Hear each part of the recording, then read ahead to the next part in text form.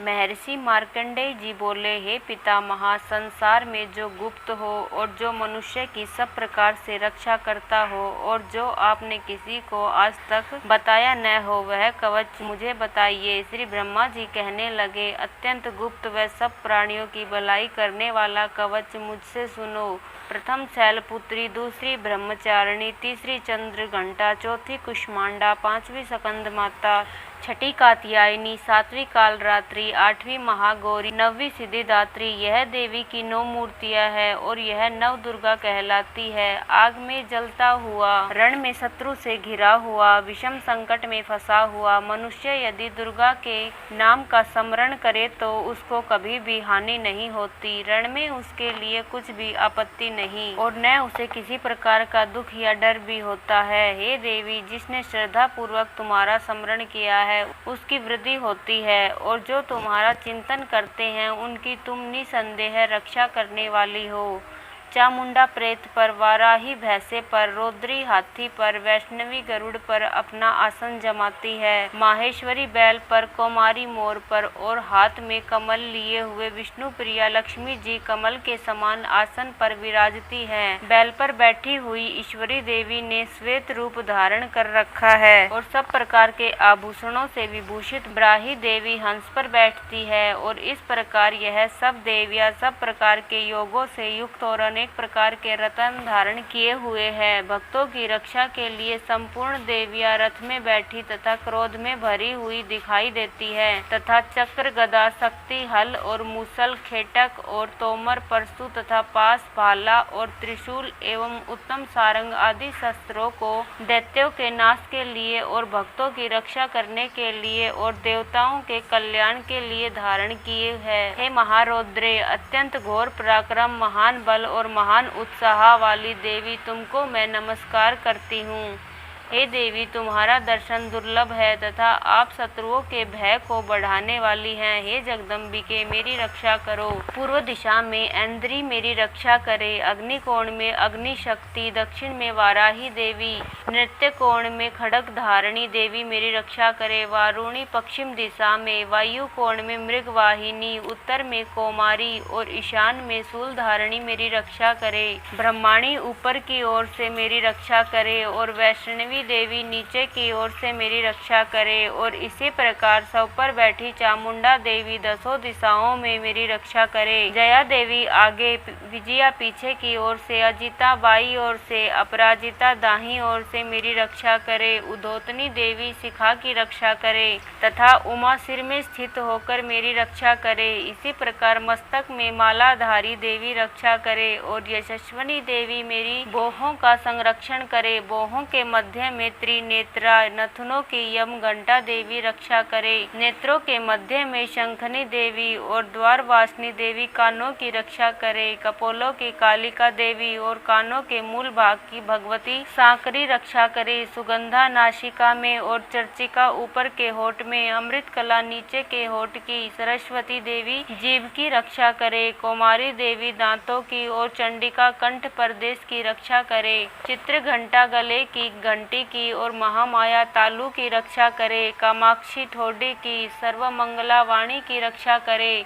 भद्रकाली गर्दन की और धनुर्धरी पीठ के मेरुदंड की रक्षा करे। कंठ के बाहरी भाग की नील गिरवा और कंठ की नली की नलकुबरी रक्षा करे। दोनों कंधों की खड़कनी और वज्र धारणी मेरे दोनों बाहों की रक्षा करे। दंडनी दोनों हाथों की और अंबिका देवी समस्त अंगुलियों की रक्षा करे। सुलेश्वरी देवी संपूर्ण नखों की, कुलेश्वरी देवी मेरी कुछी की रक्षा करे। महादेवी दोनों सतनों की, शोक विनाशिनी मन की रक्षा करे। ललिता देवी हृदय की, शूल धारणी उदर की रक्षा करे। कामिनी देवी नाभि की, गुहेश्वरी ग्रह स्थान की, पूतना और कामिका लिंग की और महिषवाहिनी गुदा की रक्षा करे। संपूर्ण इच्छाओं को पूर्ण करने वाली महाबली देवी दोनों जंघाओं की रक्षा करे। विंध्यवासिनी दोनों घुटनों की और तेजस्वी देवी दोनों पांवों के पृष्ठ भाग की, श्रीधरी पांवों की अंगुलियों की, स्थलवासिनी तलवों की, दंष्टा करालिनी देवी नखों की उदर्भ केशनी केशों की बागेश्वरी वाणी की रक्षा करे। रोमावलियों के छिद्रों की कोबेरी और त्वचा की बागेश्वरी देवी रक्षा करे। पार्वती देवी रक्त मंजा वशा मांस हड्डी की रक्षा करे। काल रात्रि आंतों की रक्षा करे। कुटेश्वरी देवी पित्त की, पद्मावती कमल कोष की चूड़ामणि कफ की रक्षा करे। ज्वालामुखी नसों के जल की रक्षा करे। अभेदा देवी शरीर के सब जोड़ों की रक्षा करे। ब्रह्माणी मेरे वीर्य की, छत्रेश्वरी छाया की और धर्म धारणी मेरे अहंकार मन तथा बुद्धि की रक्षा करे। प्राण अपान समान उदान और व्यान की वज्रहस्ता देवी रक्षा करे। कल्याण शोभना मेरे प्राण की रक्षा करे। रस रूप गंध शब्द और स्पर्श इन विषयों का अनुभव करते समय योगिनी देवी मेरी रक्षा करे तथा मेरे सत्व गुण रजोगुण तमोगुण की रक्षा नारायणी देवी करे। वायु की रक्षा वाराही देवी करे। वैष्णवी धर्म की तथा चक्रणी देवी मेरे यश कीर्ति लक्ष्मी धन विद्या की रक्षा करे। इंद्राणी मेरे शरीर की रक्षा करे और हे चंडी के आप मेरे पशुओं की रक्षा करिए। महालक्ष्मी मेरे पुत्रों की रक्षा करे और भैरवी मेरे पति की रक्षा करे। मेरे पथ की सुपथा तथा मार्ग की क्षमा करी देवी रक्षा करे। राजा के दरबार में महालक्ष्मी तथा सब ओर से व्याप्त रहने वाली विजया देवी चारों ओर से मेरी रक्षा करे। जो स्थान रक्षा से रहित हो और कवच में रह गया हो उसकी पापों का नाश करने वाली जयंती देवी रक्षा करे। अपना शुभ चाहने वाले मनुष्य को बिना कवच के एक पग भी कहीं नहीं जाना चाहिए, क्योंकि कवच रखने वाला मनुष्य जहाँ जहाँ भी जाता है वहाँ वहाँ उसे अवश्य धन लाभ होता है तथा विजय प्राप्त करता है। वह जिस अभिष्ट वस्तु की इच्छा करता है वह उसको इस कवच के प्रभाव से अवश्य मिलती है और वह इस संसार में महा ऐश्वर्य को प्राप्त होता है। कवचधारी मनुष्य निर्भय होता है और वह तीनों लोकों में माननीय होता है। देवी का यह कवच देवताओं के लिए भी कठिन है। जो नित्य प्रति नियम पूर्वक तीनों संध्याओं को श्रद्धा के साथ इसका पठन पाठन करता है उसे देव शक्ति प्राप्त होती है। वह तीनों लोकों को जीत सकता है तथा अकाल मृत्यु से रहित होकर 100 वर्षों तक जीवित रहता है। उसकी लूता चरम रोग विस्फोटक आदि समस्त व्याधियों समूल नष्ट हो जाती है और स्थावर जगम तथा कृत्रिम विष दूर होकर उनका कोई असर नहीं होता तथा समस्त अभिचारक प्रयोग और इस तरह के जितने यंत्र मंत्र तंत्र इत्यादि होते हैं इस कवच के हृदय में धारण कर लेने पर नष्ट हो जाते हैं। इसके अतिरिक्त पृथ्वी पर विचरने वाले भूचर नभचर जलचर प्राणी उपदेश मात्र से सिद्ध होने वाले निम्न कोटि के देवता जन्म के साथ प्रकट होने वाले देवता कुल देवता कंठमाला आदि डाकनी शाकनी अंतरिक्ष में विचरने वाली अत्यंत बलवती भयानक डाकनिया ग्रह भूत यक्ष गंधर्व राक्षस ब्रह्म राक्षस बेताल कुष्मांड और भैरव आदि अनिष्टकारक देवता भी उस मनुष्य को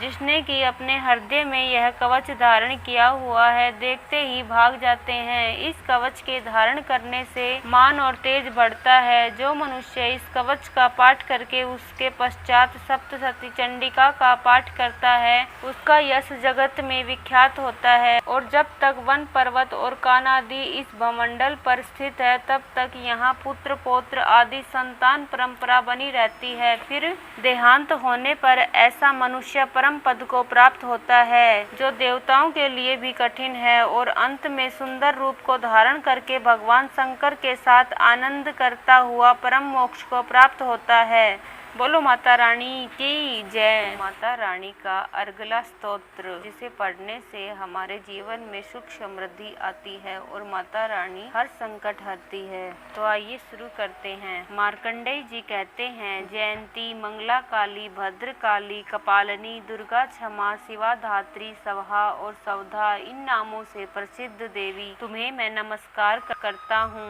हे देवी तुम्हारी जय हो। प्राणियों का संपूर्ण दुख हरने वाली तथा सब में व्याप्त रहने वाली देवी तुम्हारी जय हो। काल रात्रि तुम्हें नमस्कार है। मधु और केटव दैत्य का वध करने वाली ब्रह्मा को वरदान देने वाली देवी तुम्हें नमस्कार है। तुम मुझे रूप दो, जय दो, यश दो और काम क्रोध आदि शत्रुओं का नाश करो। महिषासुर का नाश करने वाली तथा भक्तों को सुख देने वाली देवी तुम्हें नमस्कार है। तुम मुझे सुंदर स्वरूप दो, विजय दो और मेरे शत्रुओं को नष्ट करो।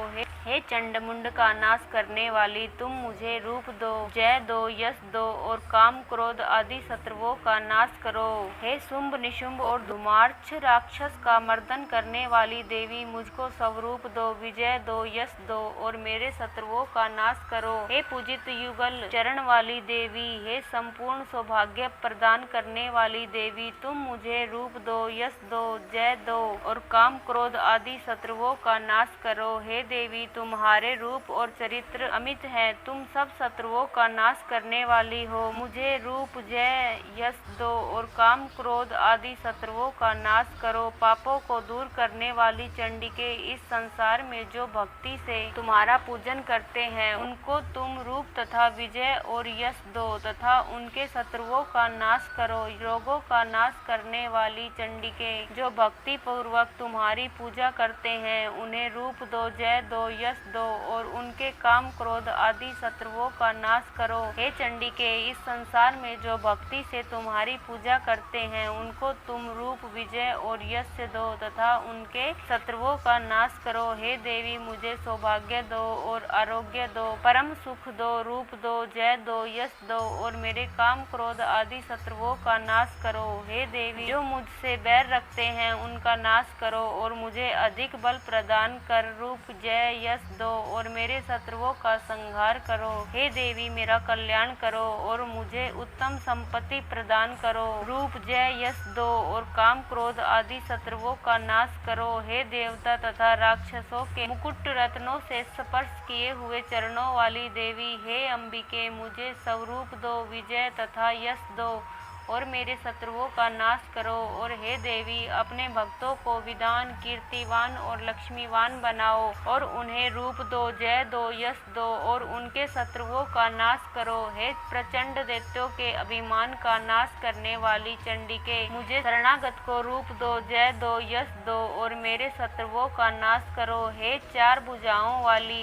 हे ब्रह्मा द्वारा प्रसिद्ध परमेश्वरी, मुझे रूप दो, जय दो, यश दो और मेरे क्रोध आदि शत्रुओं को नष्ट करो। निरंतर भक्ति से भगवान विष्णु से सदा स्तुति की हुई हे अंबिके, मुझे रूप, यश, जय दो और मेरे शत्रुओं को नष्ट करो। हिमाचल कन्या पार्वती के भगवान शंकर से स्तुति की हुई हे परमेश्वरी, मुझे रूप, जय, यश दो और मेरे शत्रुओं का नाश करो। इंद्राणी के प्रति इंद्र के द्वारा सद्भाव से पूजित होने वाली परमेश्वरी, मुझे रूप दो, जय दो, यश दो और काम क्रोध आदि शत्रुओं को नष्ट करो। प्रचंड मुदंड से दैत्यों के घमंड को नष्ट करने वाली, मुझे रूप दो, जय दो, यश दो और मेरे शत्रुओं का नाश करो। हे देवी तुम अपने भक्तों को सदा असीम आनंद देती हो, मुझे रूप, जय, यश दो और मेरे काम क्रोध आदि शत्रुओं को नष्ट करो। हे देवी मेरी इच्छा अनुसार चलने वाली सुंदर स्त्री मुझे प्रदान करो, जो कि संसार सागर से तारने वाली तथा उत्तम कुल में उत्पन्न हुई हो। जो मनुष्य पहले इस स्तोत्र का पाठ करता है और फिर सप्तशती रूपी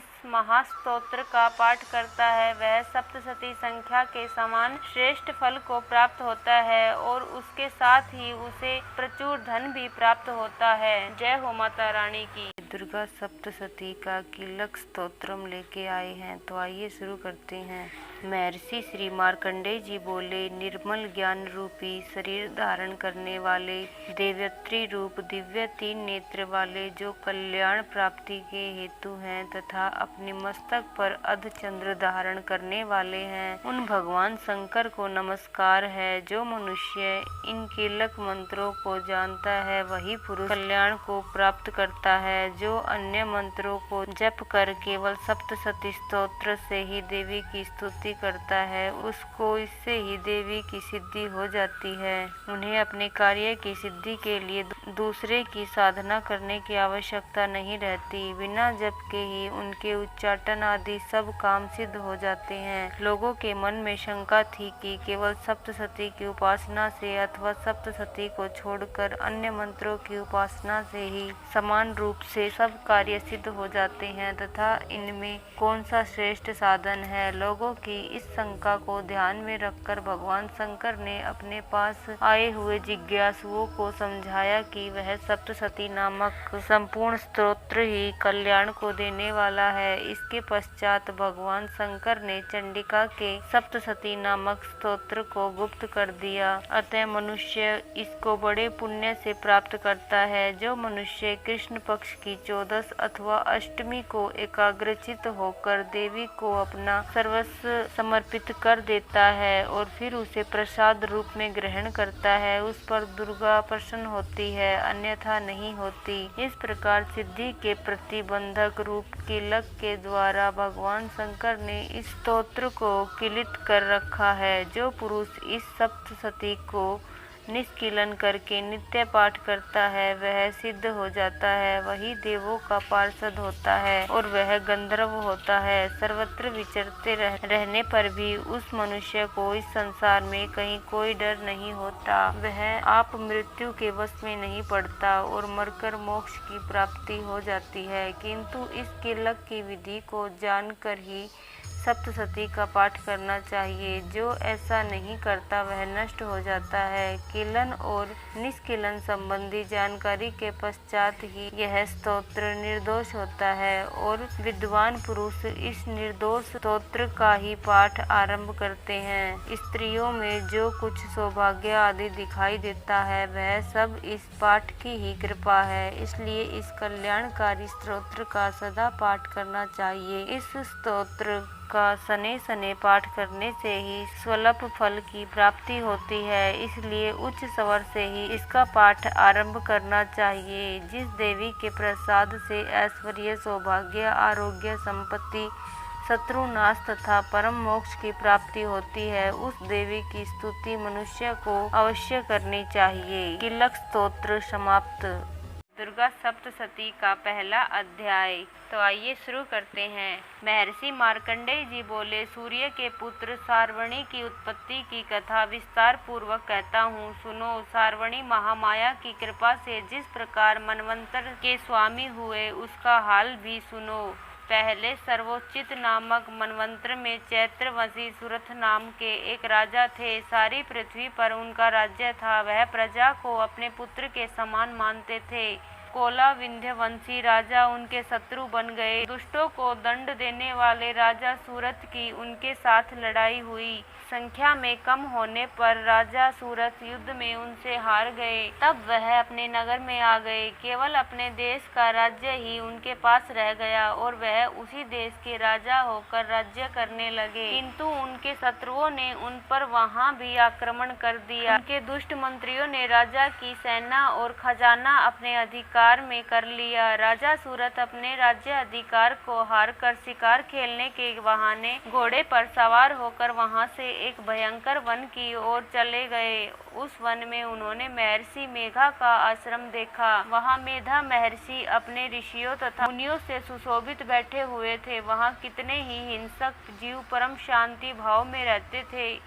राजा सूरत ने महर्षि मेधा को प्रणाम किया और महर्षि ने भी उनका उचित सत्कार किया। राजा सूरत महर्षि के आश्रम में कुछ समय तक ठहरे। अपने नगर की ममता के आकर्षण से राजा अपने मन में सोचने लगे, पूर्व काल में पूर्वजों ने जिस नगर का पालन किया था वह आज मेरे हाथ से निकल गया। मेरे दुष्ट एवं दुरात्मा मंत्री ने मेरे नगर की अब धर्म से रक्षा कर रहे होंगे या नहीं। मेरा प्रधान हाथी, जो कि सदा मद की वर्षा करने वाला और सूरवीर तथा मेरे वैरियों के वश में होकर न जाने क्या दुख भोग रहा होगा। मेरे आज्ञाकारी नौकर, जो मेरी कृपा से धन और भोजन पाने से सदैव सुखी रहते थे और मेरे पीछे पीछे चलते थे, वह अब निश्चय ही दुष्ट राजाओं का अनुसरण करते होंगे तथा मेरे दुष्ट एवं दुरात्मा मंत्रियों द्वारा व्यर्थ ही धन को व्यय करने से संचित किया हुआ मेरा खजाना एक दिन अवश्य खाली हो जाएगा। इस प्रकार की बहुत सी बातें सोचता हुआ राजा निरंतर दुखी रहने लगा। एक दिन राजा सूरथ ने महर्षि मेधा के आश्रम के निकट एक वैश्य को देखा। राजा ने उससे पूछा, भाई तुम कौन हो?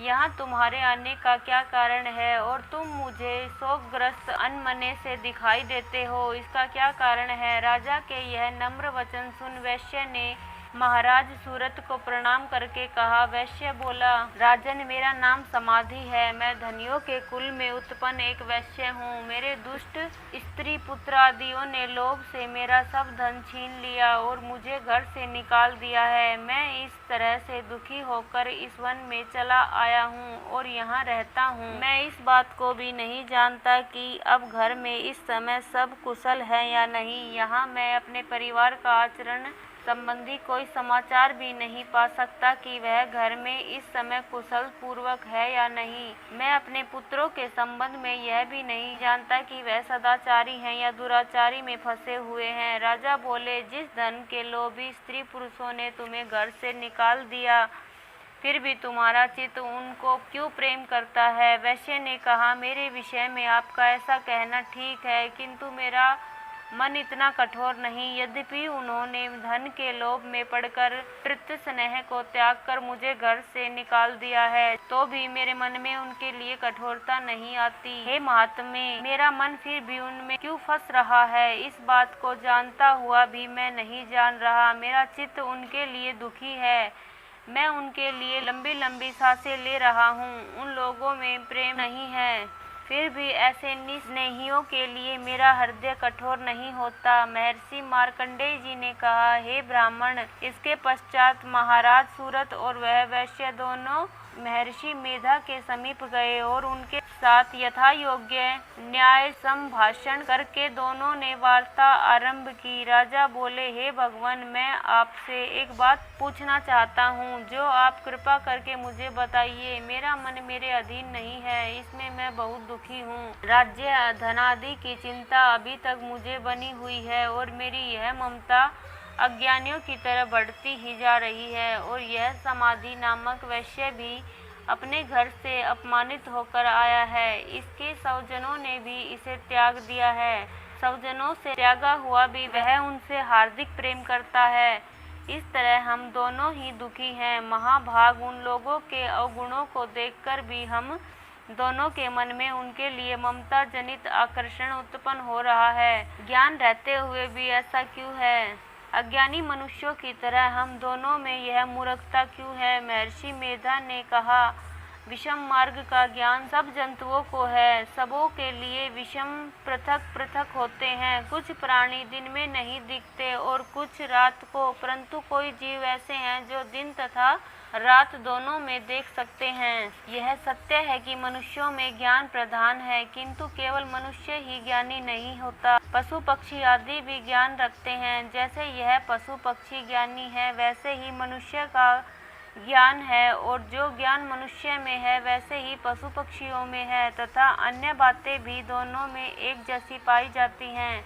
ज्ञान होने पर भी इन पक्षियों की ओर देखो कि अपने भूख से पीड़ित बच्चों की चोंच में कितने प्रेम से अन्न के दाने डालते हैं। हे राजन, ऐसा ही प्रेम मनुष्य में अपनी संतान के प्रति पाया जाता है। लोभ के कारण अपने उपकार का बदला पाने के लिए मनुष्य पुत्रों की इच्छा करते हैं और इस प्रकार मोह के गड्ढे में गिरा करते हैं। भगवान श्री हरि की जो माया है, उसी से यह संसार मोहित हो रहा है। इसमें आश्चर्य की कोई बात नहीं है, क्योंकि वह भगवान विष्णु की योग निद्रा है। यह माया ही तो है जिसके कारण संसार मोह में जकड़ा हुआ है। यही महामाया भगवती देवी ज्ञानियों के चित्त को बलपूर्वक खींचकर मोह में डाल देती है और उसी के द्वारा संपूर्ण जगत की उत्पत्ति होती है।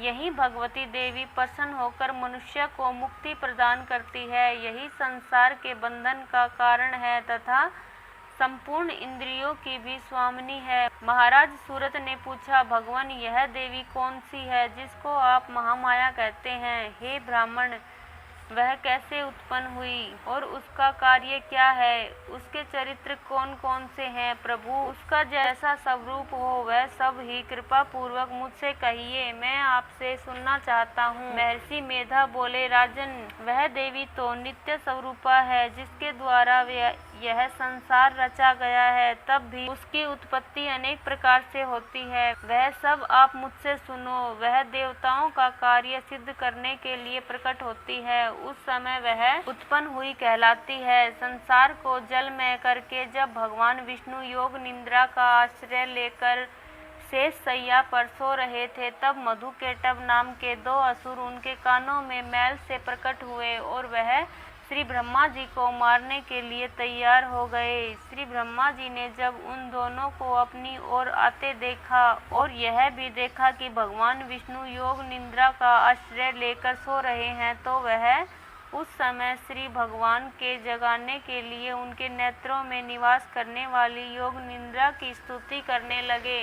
ब्रह्मा जी ने कहा, हे देवी, तुम ही स्वाहा, तुम ही सौदा और तुम ही वष्टाकर हो। स्वर भी तुम्हारा ही स्वरूप है, तुम ही जीवन देने वाली सुधा हो। नित्य अक्षर प्रणव में अकार, उपार, मकार, इन तीनों में माताओं के रूप में तुम ही स्थित हो। इनके अतिरिक्त जो बिंदु पथ अर्धमात्रा है, जिसका कि विशेष रूप से उच्चारण नहीं किया जाता है, हे देवी, वह भी तुम ही हो। हे देवी, संध्या, सावित्री तथा परम जननी तुम ही हो। तुम इस विश्व को धारण करने वाली हो। तुमने ही इस जगत की रचना की है और तुम ही इस जगत का पालन करने वाली हो। तुम ही कल्प के अंत में सबको भक्षण करने वाली हो। हे देवी, जगत की उत्पत्ति के समय तुम सृष्टि रूपा होती हो, पालन काल में स्थित रूपा और कल्प के अंत में संहार रूप धारण कर लेती हो। तुम ही महाविद्या, महामाया, महामेधा, महारात्रि और मोहरात्रि हो। श्री ईश्वरी और बोध स्वरूपा बुद्धि भी तुम ही हो। लज्जा, पुष्टि, तृष्टि, शांति और क्षमा भी तुम ही हो। तुम खड़ग धारणी, शूल धारणी, घोर स्वरूपा,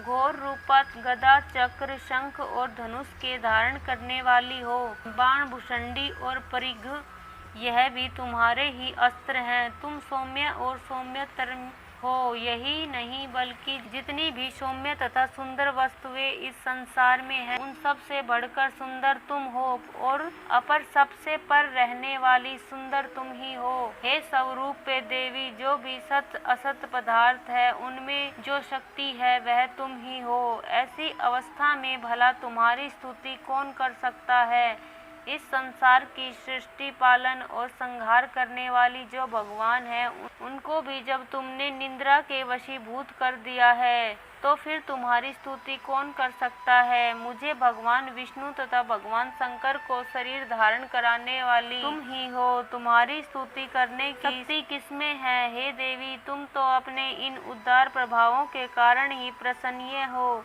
मधु और केटभ जो भयंकर असुर हैं, इन्हें तो मोह में डाल दो और श्री हरि भगवान विष्णु को भी जल्दी जगा दो और उनमें इनको मार डालने की बुद्धि भी उत्पन्न कर दो। महर्षि मेधा बोले, हे राजन, जब श्री ब्रह्मा जी ने देवी से इस प्रकार स्तुति करके भगवान को जगाने तथा मधु और केटभ को मारने के लिए कहा, तो वह भगवान विष्णु के नेत्र, मुख व नासिका, बाहु, हृदय और वक्षस्थल से निकल श्री ब्रह्मा जी के सामने खड़ी हो गई। उनका ऐसा करना था कि भगवान श्री हरि तुरंत जाग उठे और दोनों असुरों को देखा, जो कि अत्यंत बलवान तथा पराक्रमी थे और मारे क्रोध के जितने नेत्र लाल हो रहे थे और जो ब्रह्मा जी को वध करने के लिए तैयार थे। तब क्रुद्ध हो उन दोनों दुरात्मा असुरों के साथ भगवान श्री हरि पूरे 5000 वर्ष तक लड़ते रहे।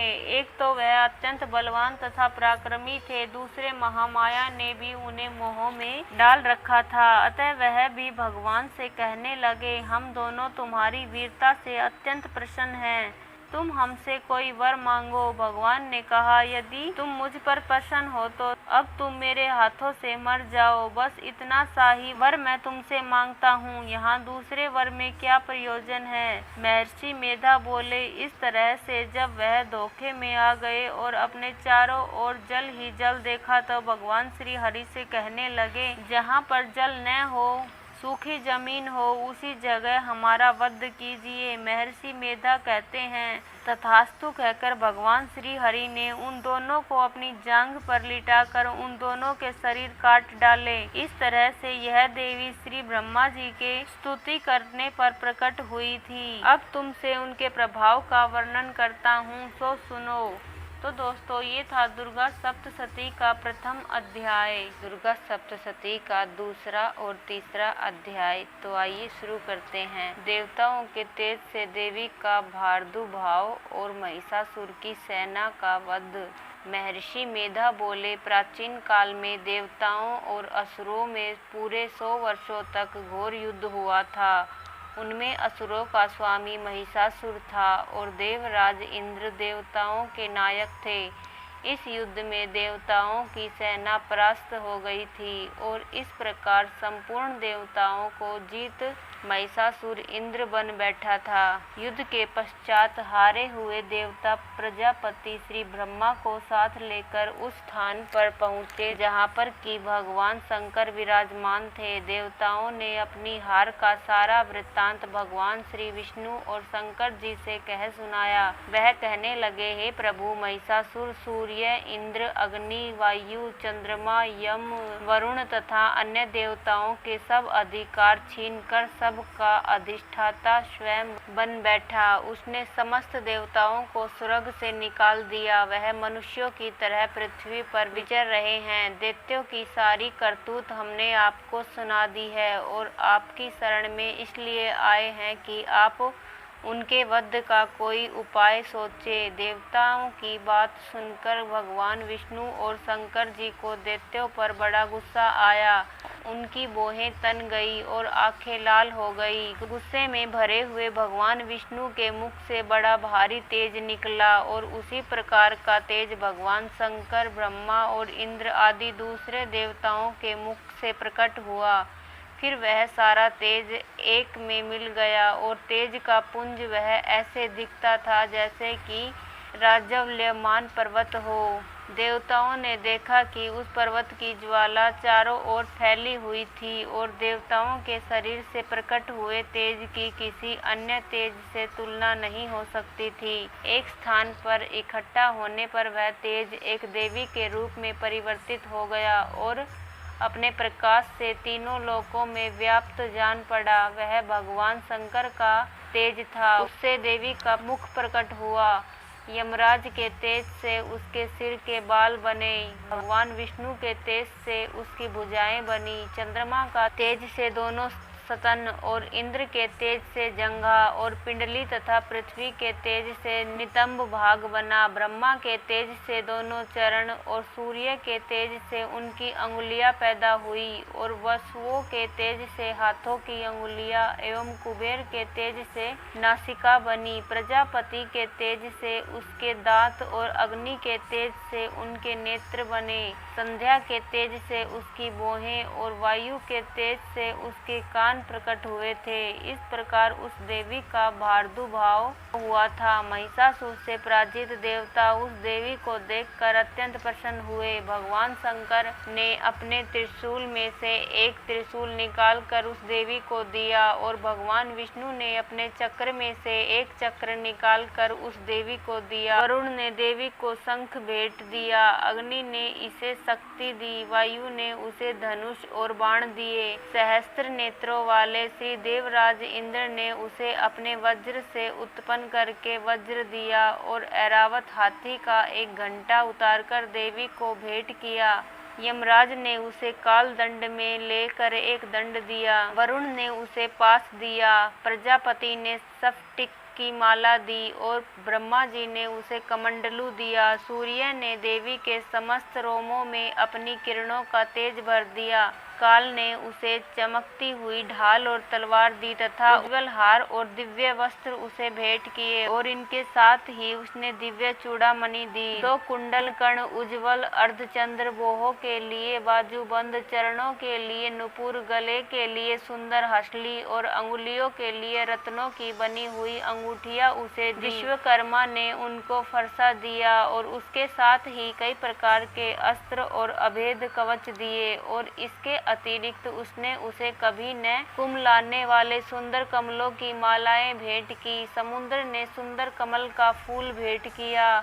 हिमालय ने सवारी के लिए सिंह और तरह तरह के रतन देवी को भेंट किए। यक्षराज कुबेर ने मधु से भरा हुआ पात्र और शेषनाग ने उन्हें बहुमूल्य मणियों से विभूषित नागहार भेंट किया। इसी तरह दूसरे देवताओं ने भी उसे आभूषण और अस्त्र देकर उसका सम्मान किया। इसके पश्चात देवी ने उच्च स्वर में गर्जना की। उसके इस भयंकर नाद से आकाश गूंज उठा। देवी का यह उच्च स्वर से सिंहनाद समा न सका। आकाश उनके सामने छोटा प्रतीत होने लगा। उससे बड़े जोर की प्रतिध्वनि हुई जिससे समस्त विश्व में हलचल मच गई और समुद्र कांप उठे, पृथ्वी डोलने लगी और सबके सब पर्वत हिलने लगे। देवताओं ने उस समय प्रसन्न हो सिंहवासिनी जगतमयी देवी से कहा, देवी तुम्हारी जय हो। इसके साथ महर्षियों ने भक्ति भाव से विनम्र होकर उनकी स्तुति की। संपूर्ण त्रिलोकी को शोकमगन देखकर दैत्यगण अपनी सेनाओं को साथ लेकर और हथियार आदि सजाकर उठ खड़े हुए। महिषासुर के क्रोध की कोई सीमा नहीं थी। उसने क्रोध में भरकर कहा, यह सब क्या उत्पात है। फिर वह अपनी सेना के साथ उस ओर दौड़ा जिस ओर से भयंकर नाद का शब्द सुनाई दिया था और आगे पहुंचकर उसने देवी को देखा जो कि अपनी प्रभा से तीनों लोकों को प्रकाशित कर रही थी।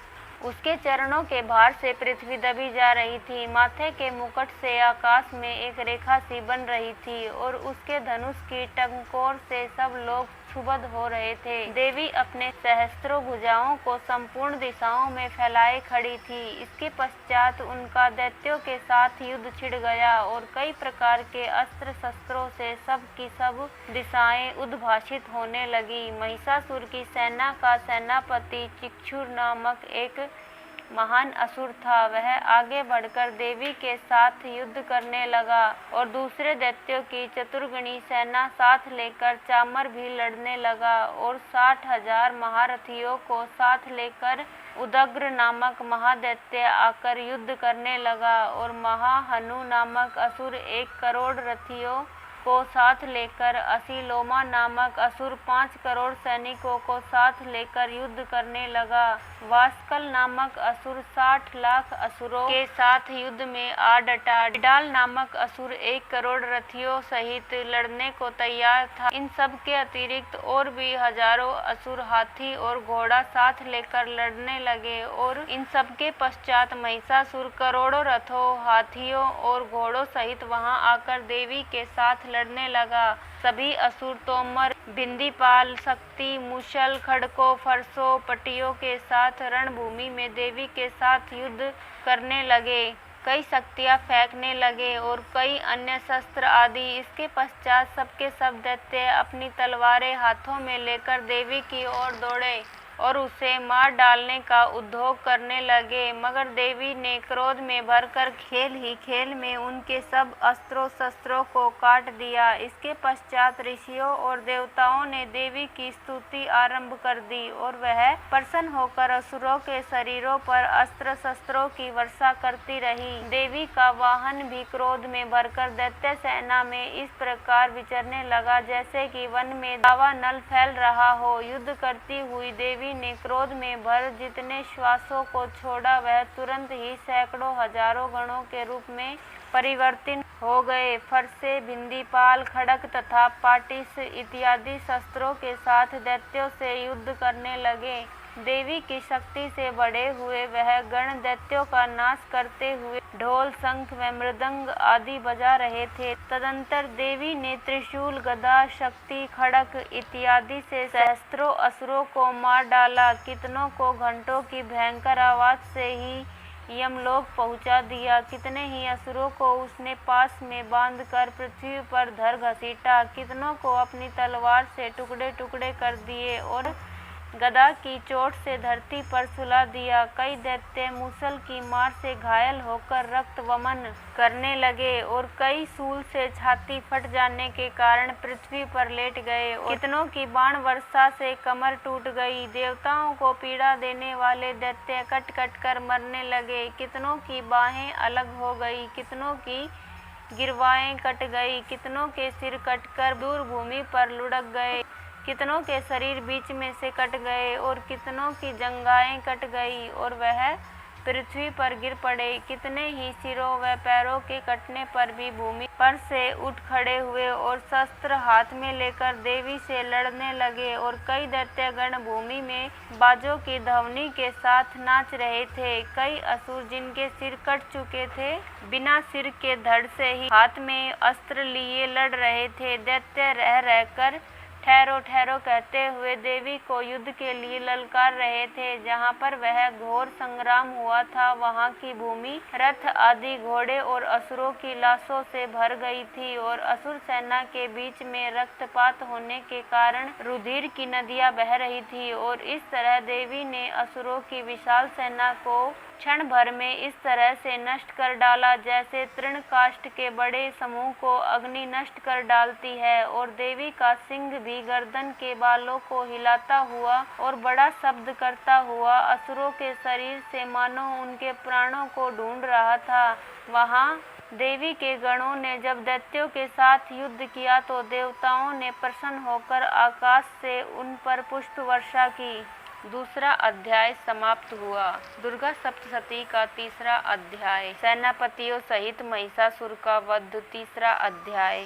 महर्षि मेधा ने कहा, महिषासुर की सेना नष्ट होती देखकर उस सेना का सेनापति चिक्षुर क्रोध में भर देवी के साथ युद्ध करने के लिए आगे बढ़ा। वह देवी पर इस प्रकार बाणों की वर्षा करने लगा मानो सुमेरु पर्वत पानी की धार बरसा रहा हो। इस प्रकार देवी ने अपने बाणों से उसके बाणों को काट डाला तथा उसके घोड़ों व सारथी को मार दिया। साथ ही उसके धनुष और उसकी अत्यंत ऊंची ध्वजा को भी काटकर नीचे गिरा दिया। उसका धनुष कट जाने के पश्चात उसके शरीर के अंगों को भी अपने बाणों से बींध दिया। धनुष, घोड़ों और सारथी के नष्ट हो जाने पर वह असुर ढाल और तलवार लेकर देवी की तरफ आया। उसने अपनी तीक्ष्ण धार वाली तलवार से देवी के सिंह के मस्तक पर प्रहार किया और बड़े वेग से देवी की बाईं भुजा पर वार किया, किंतु देवी की बाईं भुजा को छूते ही उस दैत्य की तलवार के दो टुकड़े हो गए। इससे दैत्य ने क्रोध में भरकर शूल हाथ में लिया और उसे भद्रकाली देवी की ओर फेंका। देवी की ओर आता हुआ वह शूल आकाश से गिरते हुए सूर्य के समान प्रज्वलित हो उठा। उस शूल को अपनी ओर आते हुए देखकर देवी ने भी शूल छोड़ा और महाअसुर के शूल के 100 टुकड़े कर दिए और साथ ही महाअसुर के प्राण भी हर लिए। चिक्षुर के मरने पर देवताओं को दुख देने वाला चामर नामक दैत्य हाथी पर सवार होकर देवी से लड़ने के लिए आया और उसने आने के साथ ही शक्ति से प्रहार किया, किंतु देवी ने अपनी हुकार से ही उसे तोड़कर पृथ्वी पर डाल दिया। शक्ति को टूटा हुआ देखकर दैत्य ने क्रोध से लाल होकर शूल को चलाया, किंतु देवी ने उसको भी काट दिया। इतने में देवी का सिंह उछलकर हाथी के मस्तक पर सवार हो गया और दैत्य के साथ बहुत ही तीव्र युद्ध करने लगा। फिर वह दोनों लड़ते हुए हाथी पर से पृथ्वी पर आ गिरे और दोनों बड़े क्रोध से लड़ने लगे। फिर सिंह बड़े जोर से आकाश की ओर उछला और जब पृथ्वी की ओर आया तो अपने पंजे से चामर का सिर धड़ से अलग कर दिया। क्रोध में भरी हुई देवी ने शिला और वृक्ष आदि की चोटों से उदग्र को भी मार दिया। कराल को दांतों, मुक्कों और थप्पड़ों से चूर्ण कर डाला। क्रुद्ध हुई देवी ने गदा के प्रहार से उद्धत दैत्य को मार गिराया। बिंदीपाल से वाष्पकल को बाणों से, ताम्र तथा अंधक को मौत के घाट उतार दिया। तीनों नेत्रों वाली परमेश्वरी ने त्रिशूल से उग्राश्य, उग्रवीर्य और महाहनु नामक राक्षसों को मार गिराया। उसने अपनी तलवार से विडाल नामक दैत्य का सिर काट डाला तथा अपने बाणों से दुर्धर और दुर्मुख राक्षसों को यमलोक को पहुंचा दिया। इस प्रकार जब महिषासुर ने देखा कि देवी ने मेरी सेना को नष्ट कर दिया है तो वह भैंसे का रूप धारण कर देवी के गणों को दुख देने लगा। उन गणों में कितनों को उसने मुख के प्रहार से, कितनों को खुरों से, कितनों को पूंछ से, कितनों को सींगों से, बहुतों को दौड़ने के वेग से, अनेकों को सिंहनाद से, कितनों को चक्कर देकर और कितनों को श्वास वायु के झोंकों से पृथ्वी पर गिरा दिया। वह दैत्य इस प्रकार गणों की सेना को गिरा देवी के सिंह को मारने के लिए दौड़ा। इस पर देवी को बड़ा गुस्सा आया। उधर दैत्य भी क्रोध में भरकर धरती को खुरों से खोदने लगा तथा सींगों से पर्वतों को उखाड़ उखाड़ कर धरती पर फेंकने लगा और मुख से शब्द करने लगा। महिषासुर के वेग से चक्कर देने के कारण पृथ्वी क्षुब्ध होकर फटने लगी। उसकी पूंछ से टकराकर समुद्र चारों ओर फैलने लगा। हिलते हुए सींगों के आघात से मेघ खंड खंड हो गए और श्वास से आकाश में उड़ते हुए पर्वत फटने लगे। इस तरह क्रोध में भरे हुए राक्षस को देख चंडिका को भी क्रोध आ गया। वह उसको मारने के लिए क्रोध में भर गई। देवी ने पास फेंककर दैत्य को बांध लिया और उसने बंध जाने पर दैत्य का रूप त्याग दिया और सिंह का रूप बना लिया। और ज्यों ही देवी उसका सिर काटने के लिए तैयार हुई, उसने पुरुष का रूप बना लिया जो कि हाथ में तलवार लिए हुए था। देवी ने तुरंत ही अपने बाणों के साथ उस पुरुष को उसकी तलवार ढाल सहित बींध डाला। इसके पश्चात वह हाथी के रूप में दिखाई देने लगा और अपनी लंबी सूंड से देवी के सिंग को खींचने लगा और गर्जने लगा। देवी ने अपनी तलवार से उसकी सूंड काट डाली। जब राक्षस ने एक बार फिर भैंसे का रूप धारण कर लिया और पहले की तरह चर अचर जीवों सहित समस्त त्रिलोकी को व्याकुल करने लगा। इसके पश्चात क्रोध में भरी हुई देवी बारंबार उत्तम मधु का पान करने लगी और लाल लाल नेत्र करके हंसने लगी। उधर बलवीर्य तथा मद में क्रुद्ध हुआ दैत्य भी गरजने लगा। अपने सिंगों से देवी पर पर्वतों को फेंकने लगा। देवी अपने बाणों से उसके फेंके हुए पर्वतों को चूर्ण करती हुई बोली, ओ मूढ़, जब तक मैं मधुपान कर रही हूँ तब तक तू गरज ले। इसके पश्चात मेरे हाथों से तेरी मृत्यु हो जाने पर देवता गरजेंगे। महर्षि मेधा ने कहा। जो कहकर देवी उछलकर उस दैत्य पर जा चढ़ी और उसको अपने पैर से दबाकर शूल से उसके गले पर आघात किया। देवी के पैर से दबने पर ही दैत्य अपने दूसरे रूप से अपने मुख से बाहर होने लगा। अभी वह आधा ही बाहर निकला था कि देवी ने अपने प्रभाव से उसे रोक दिया। जब वह आधा निकला हुआ ही दैत्य युद्ध करने लगा तो देवी ने अपनी तलवार से उसका सिर काट दिया। इसके पश्चात सारी राक्षस सेना हाहाकार करती हुई वहां से भाग खड़ी हुई और सब देवता अत्यंत प्रसन्न हुए तथा ऋषियों महर्षियों सहित देवी की स्तुति करने लगे। गंधर्व राज गान करने तथा अप्सराएं नृत्य करने लगी।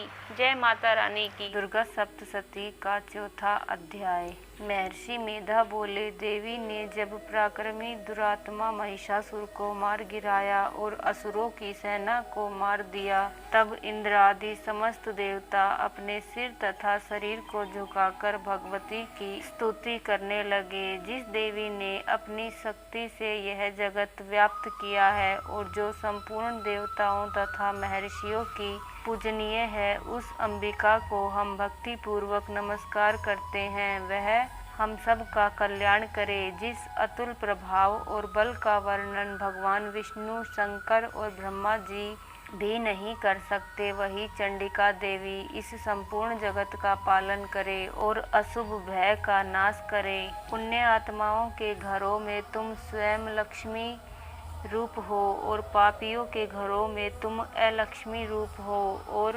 सतकुल में उत्पन्न होने वालों के लिए तुम लज्जा रूप होकर उनके घरों में निवास करती हो। हम उस दुर्गा भगवती को नमस्कार करते हैं। हे देवी, इस विश्व का पालन करो। हे देवी, हम तुम्हारे अचिंत्य रूप का किस प्रकार वर्णन करें। असुरों के नाश करने वाले भारी पराक्रम तथा समस्त देवताओं और दैत्यों के विषय में जो तुम्हारे पवित्र चरित्र हैं, उनको हम किस प्रकार वर्णन करें। हे देवी, त्रिगुणात्मिका होने पर भी तुम संपूर्ण जगत की उत्पत्ति का कारण हो। हे देवी, भगवान विष्णु, शंकर आदि किसी भी देवता ने तुम्हारा पार नहीं पाया। तुम सबकी आश्रय हो। यह संपूर्ण जगत तुम्हारा ही अंश रूप है, क्योंकि तुम सबकी आदिभूत प्रकृति हो। हे देवी, तुम्हारे जिस नाम के उच्चारण से संपूर्ण यज्ञों में जब देवता तृप्ति लाभ करते हैं, वह स्वाहा तुम ही हो। इसके अतिरिक्त तुम पितरों की तृप्ति का कारण हो, इसलिए सब आपको सवधा कहते हैं। हे देवी, वह विद्या जो मोक्ष की देने वाली है, जो अचिंत्य महाज्ञान स्वरूपा है, तत्वों के सार को वश में करने वाले, संपूर्ण दोषों को दूर करने वाले, मोक्ष की इच्छा वाले मुनि जन जिसका अभ्यास करते हैं, वह तुम ही हो। तुम वाणी रूप हो और दोष रहित ऋग तथा यजुर्वेदों की एवं उद्गीत और सुंदर पदों के पाठ वाले साम वेद की आश्रय रूप हो। तुम भगवती हो। इस विषय की उत्पत्ति एवं पालन के लिए तुम वार्ता के रूप में प्रकट हुई हो और तुम संपूर्ण संसार की पीड़ा हरने वाली हो। हे देवी, जिससे सारे शास्त्रों को जाना जाता है, वह मेधा शक्ति तुम ही हो और दुर्गम भव सागर से पार करने वाली नौका भी तुम ही हो। लक्ष्मी रूप से विष्णु भगवान के हृदय में निवास करने वाली और भगवान महादेव द्वारा सम्मानित गौरी देवी तुम ही हो। मंद मुस्कान वाले निर्मल पूर्ण चंद्र बिंब के समान और उत्तम सुरवण की मनोहर कांति से कमनीय तुम्हारे मुख को देखकर भी महिषासुर क्रोध में भर गया। यह बड़े आश्चर्य की बात है। और हे देवी, तुम्हारा यही मुख जब क्रोध से भर गया तो उदय काल के चंद्रमा की भांति लाल हो गया और तनी हुई बोहों के कारण विकराल रूप हो गया। उसे देखकर भी महिषासुर के शीघ्र प्राण नहीं निकल गए। यह बड़े आश्चर्य की बात है। आपके कुपित मुख के दर्शन करके भला कौन जीवित रह सकता है। हे देवी, तुम हमारे कल्याण के लिए प्रसन्न हो। आपके प्रसन्न होने से इस जगत का अभय उदय होता है और जब आप क्रुद्ध हो जाती हैं तो कितनों ही कुलों का सर्वनाश हो जाता है। यह हमने अभी अभी जाना है कि जब तुमने महिषासुर की बहुत बड़ी सेना को देखते देखते मार दिया। हे देवी, सदा अभय उदय देने वाली, तुम जिस पर प्रसन्न हो जाती हो वही देश में सम्मानित होते हैं।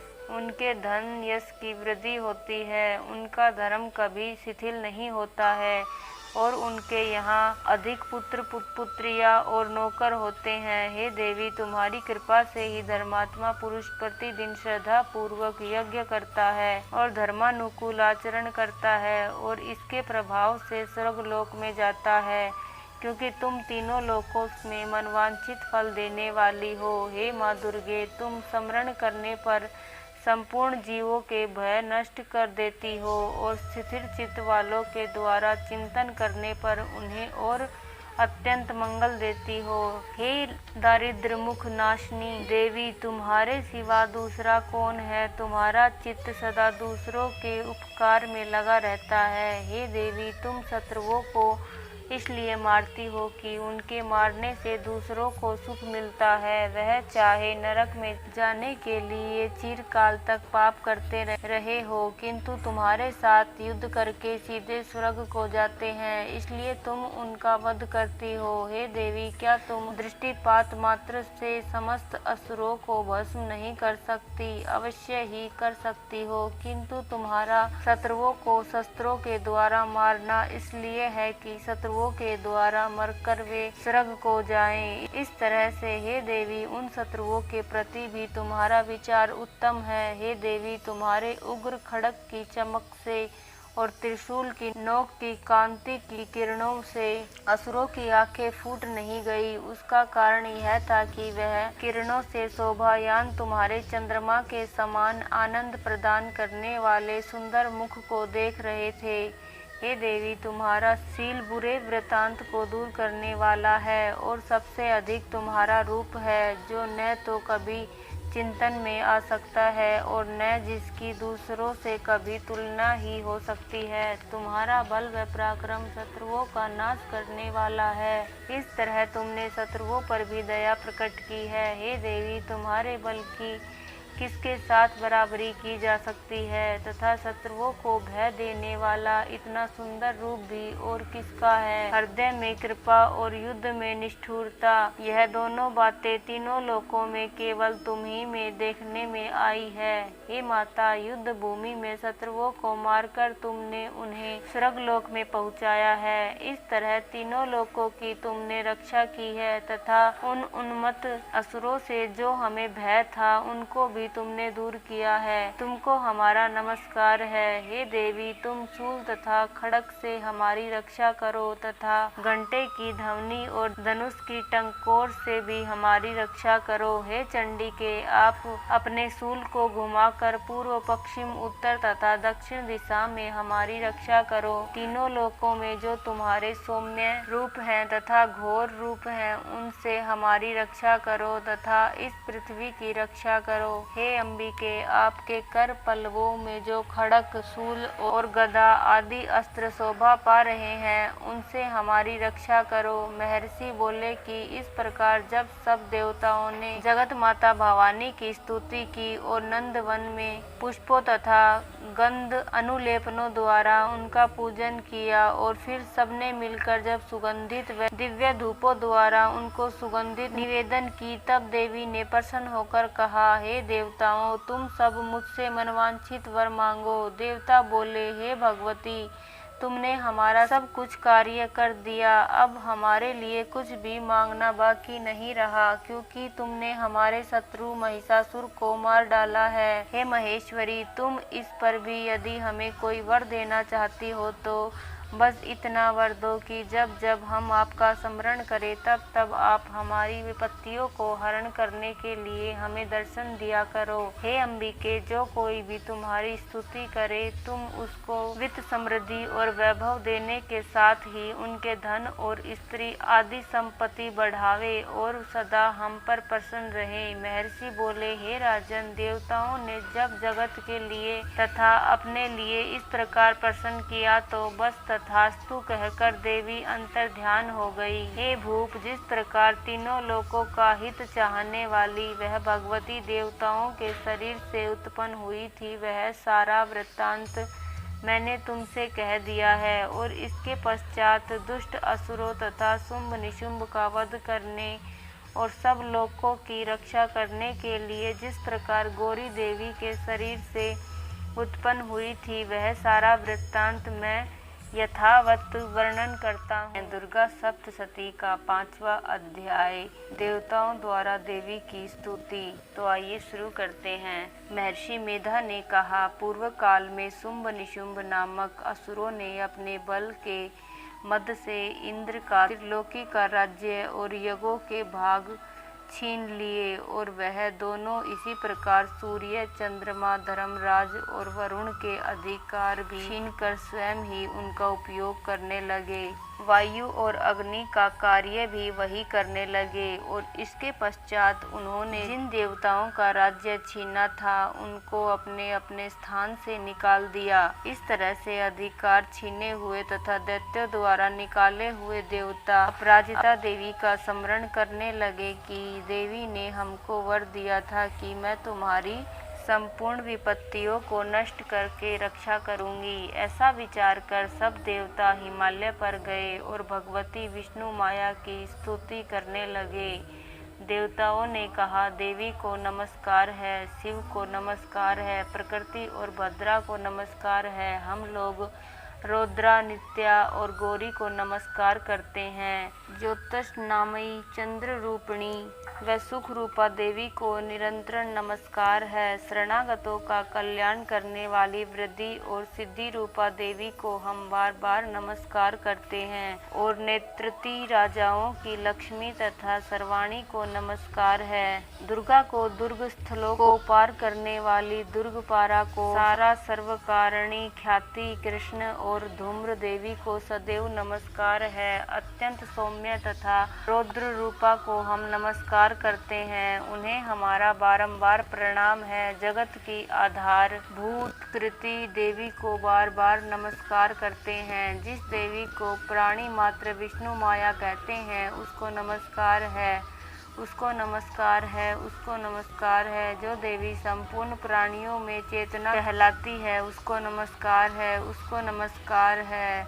जो देवी संपूर्ण प्राणियों में बुद्धि रूप में स्थित है उसको नमस्कार है, उसको नमस्कार है, उसको नमस्कार है।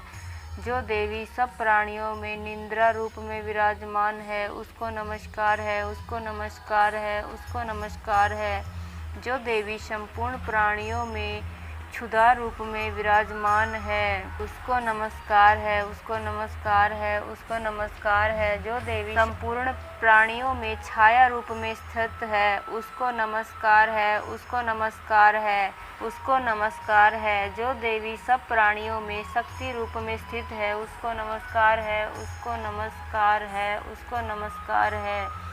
जो देवी संपूर्ण प्राणियों में तृष्णा रूप में स्थित है उसको नमस्कार है, उसको नमस्कार है। जो देवी सब प्राणियों में शांति रूप में स्थित है उसको नमस्कार है, उसको नमस्कार है, उसको नमस्कार है। जो देवी सब प्राणियों में जाति रूप में स्थित है उसको नमस्कार है, उसको नमस्कार है, उसको नमस्कार है। जो देवी सब प्राणियों में लज्जा रूप में स्थित है उसको नमस्कार है, उसको नमस्कार है, उसको नमस्कार है। जो देवी सब प्राणियों में शांति रूप में स्थित है उसको नमस्कार है, उसको नमस्कार है, उसको नमस्कार है। जो देवी संपूर्ण प्राणियों में श्रद्धा रूप से स्थित है उसको नमस्कार है, उसको नमस्कार है, उसको नमस्कार है। जो देवी संपूर्ण प्राणियों में कांति रूप में स्थित है उसको नमस्कार है, उसको नमस्कार है। जो देवी सब प्राणियों में लक्ष्मी रूप में स्थित है उसको नमस्कार है, उसको नमस्कार है, उसको नमस्कार है। जो देवी संपूर्ण प्राणियों में वृत्ति रूप में स्थित है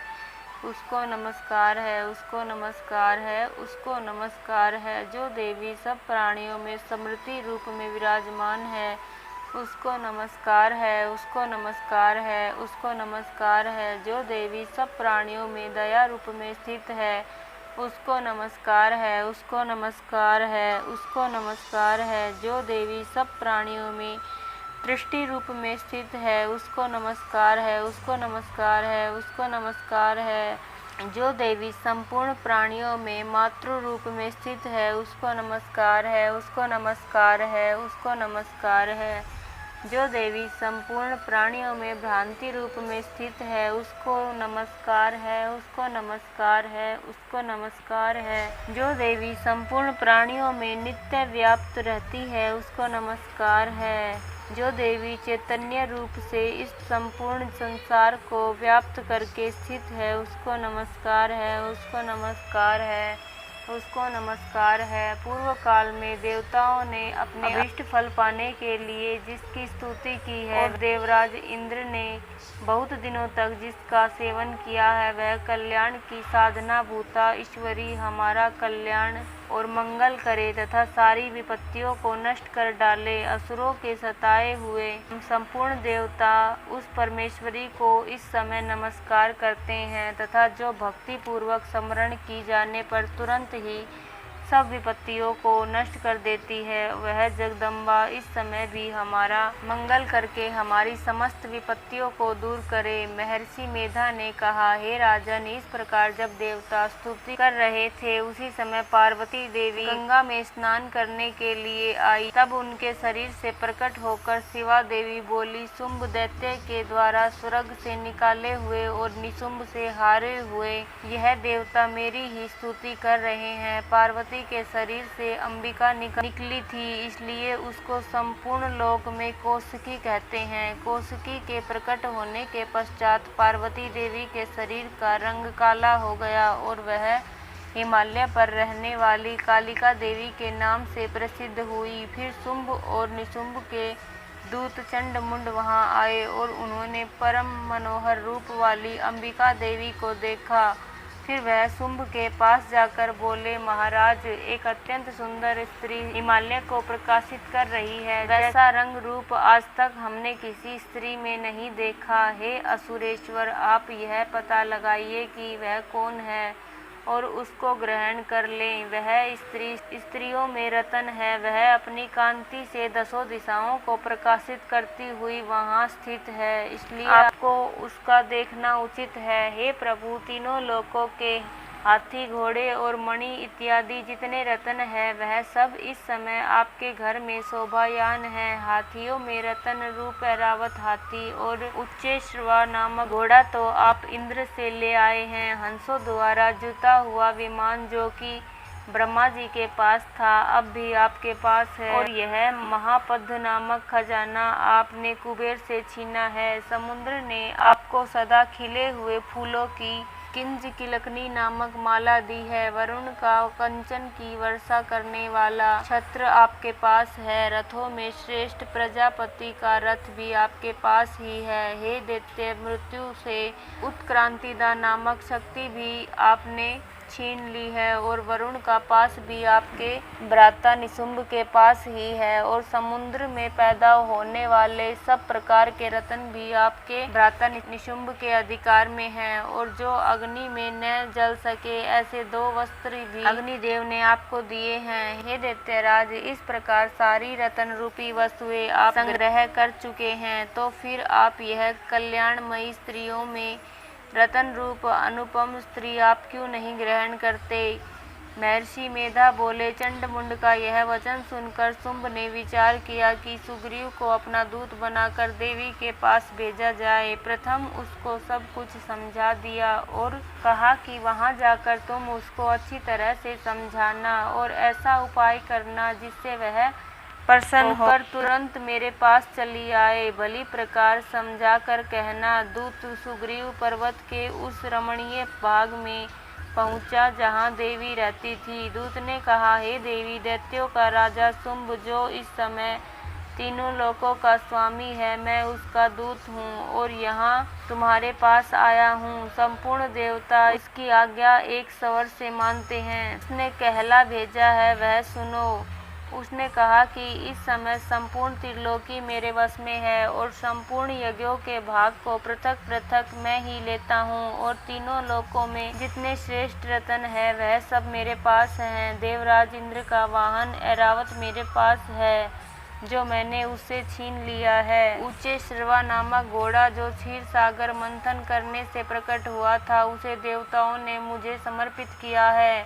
हे सुंदरी, इनके अतिरिक्त और भी जो रत्न भूषण पदार्थ देवताओं के पास थे वह सब मेरे पास हैं। हे देवी, मैं तुम्हें संसार की स्त्रियों में रत्न मानता हूँ क्योंकि रत्नों का उपभोग करने वाला मैं ही हूँ। हे चंचल कटाक्षों वाली सुंदरी, अब यह मैं तुम पर छोड़ता हूँ कि तुम मेरे या मेरे भाई महापराक्रमी निशुंभ की सेवा में आ जाओ। यदि तू मुझे वरेगी तो तुझे अतुल महान ऐश्वर्य की प्राप्ति होगी। अतः तुम अपनी बुद्धि से यह विचार कर मेरे पास चली आओ। महर्षि मेधा ने कहा। दूत के ऐसा कहने पर संपूर्ण जगत का कल्याण करने वाली भगवती दुर्गा मन ही मन मुस्कुराई और इस प्रकार कहने लगी। देवी ने कहा, हे दूत, तू जो कुछ कह रहा है वह सत्य है और इसमें किंचित मात्र भी झूठ नहीं है। शुंभ इस समय तीनों लोकों का स्वामी है और निशुंभ भी उसी की तरह पराक्रमी है, किंतु इसके संबंध में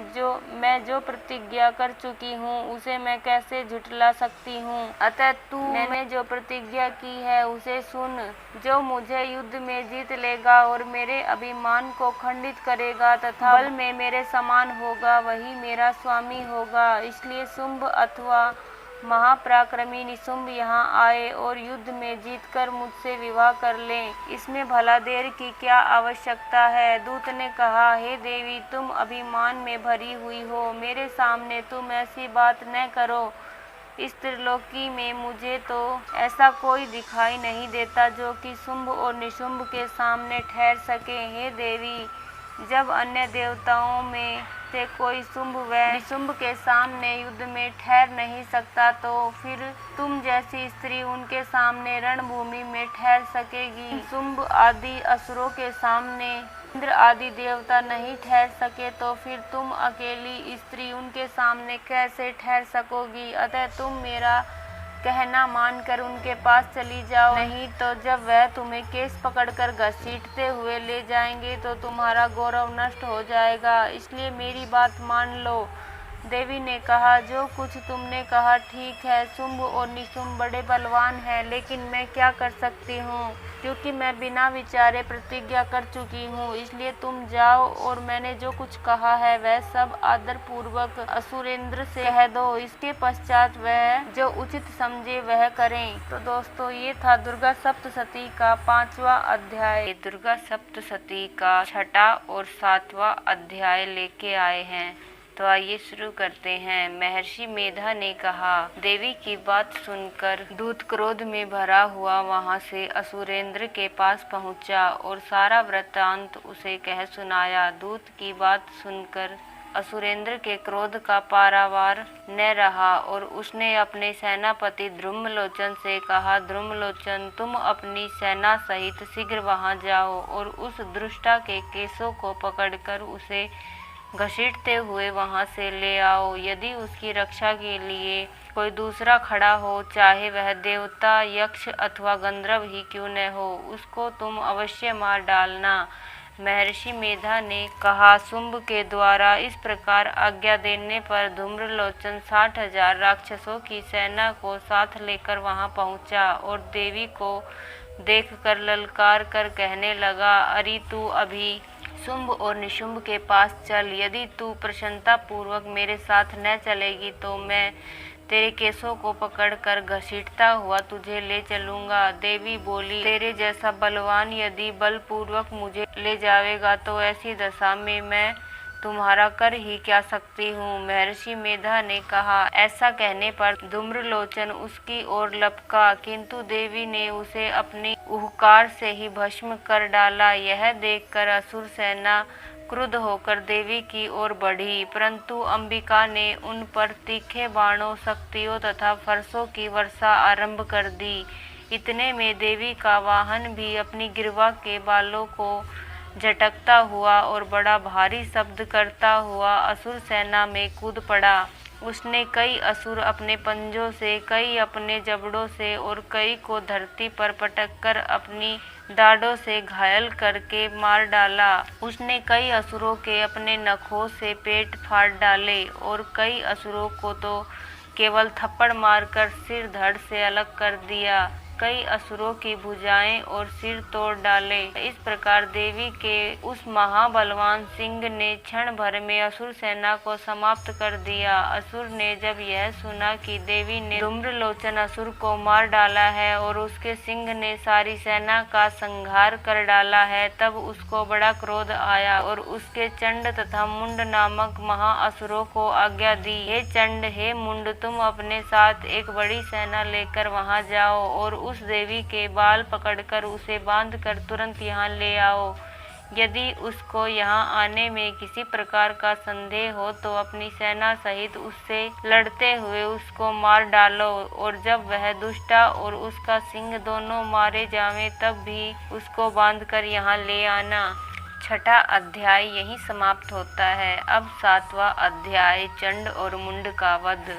महर्षि मेधा ने कहा, दैत्यराज की आज्ञा पाकर चंड और मुंड चतुर्गणी सेना को साथ लेकर हथियार उठाए हुए देवी से लड़ने के लिए चल दिए। हिमालय पर्वत पर पहुंचकर उन्होंने मुस्कुराते हुए देवी जो सिंह पर बैठी हुई थी उसे देखा। जब असुर उनको पकड़ने के लिए तलवारें लेकर उनकी ओर बढ़े तब अंबिका को उन पर बड़ा क्रोध आया और मारे क्रोध के उनका मुख काला पड़ गया, उनकी भ्रुकुटियाँ चढ़ गई और उनके ललाट में से अत्यंत भयंकर तथा अत्यंत विस्तृत मुख वाली लाल आँखें वाली काली प्रकट हुई, जो कि अपने हाथों में तलवार और पास लिए हुए थी। वह विचित्र खड़क धारण किए हुए थी तथा चीते के चर्म की साड़ी एवं नरमुंडों की माला पहन रखी थी। उसका मांस सूखा हुआ था और शरीर केवल हड्डियों का ढांचा था, और जो भयंकर शब्द से दिशाओं को पूर्ण कर रही थी, वह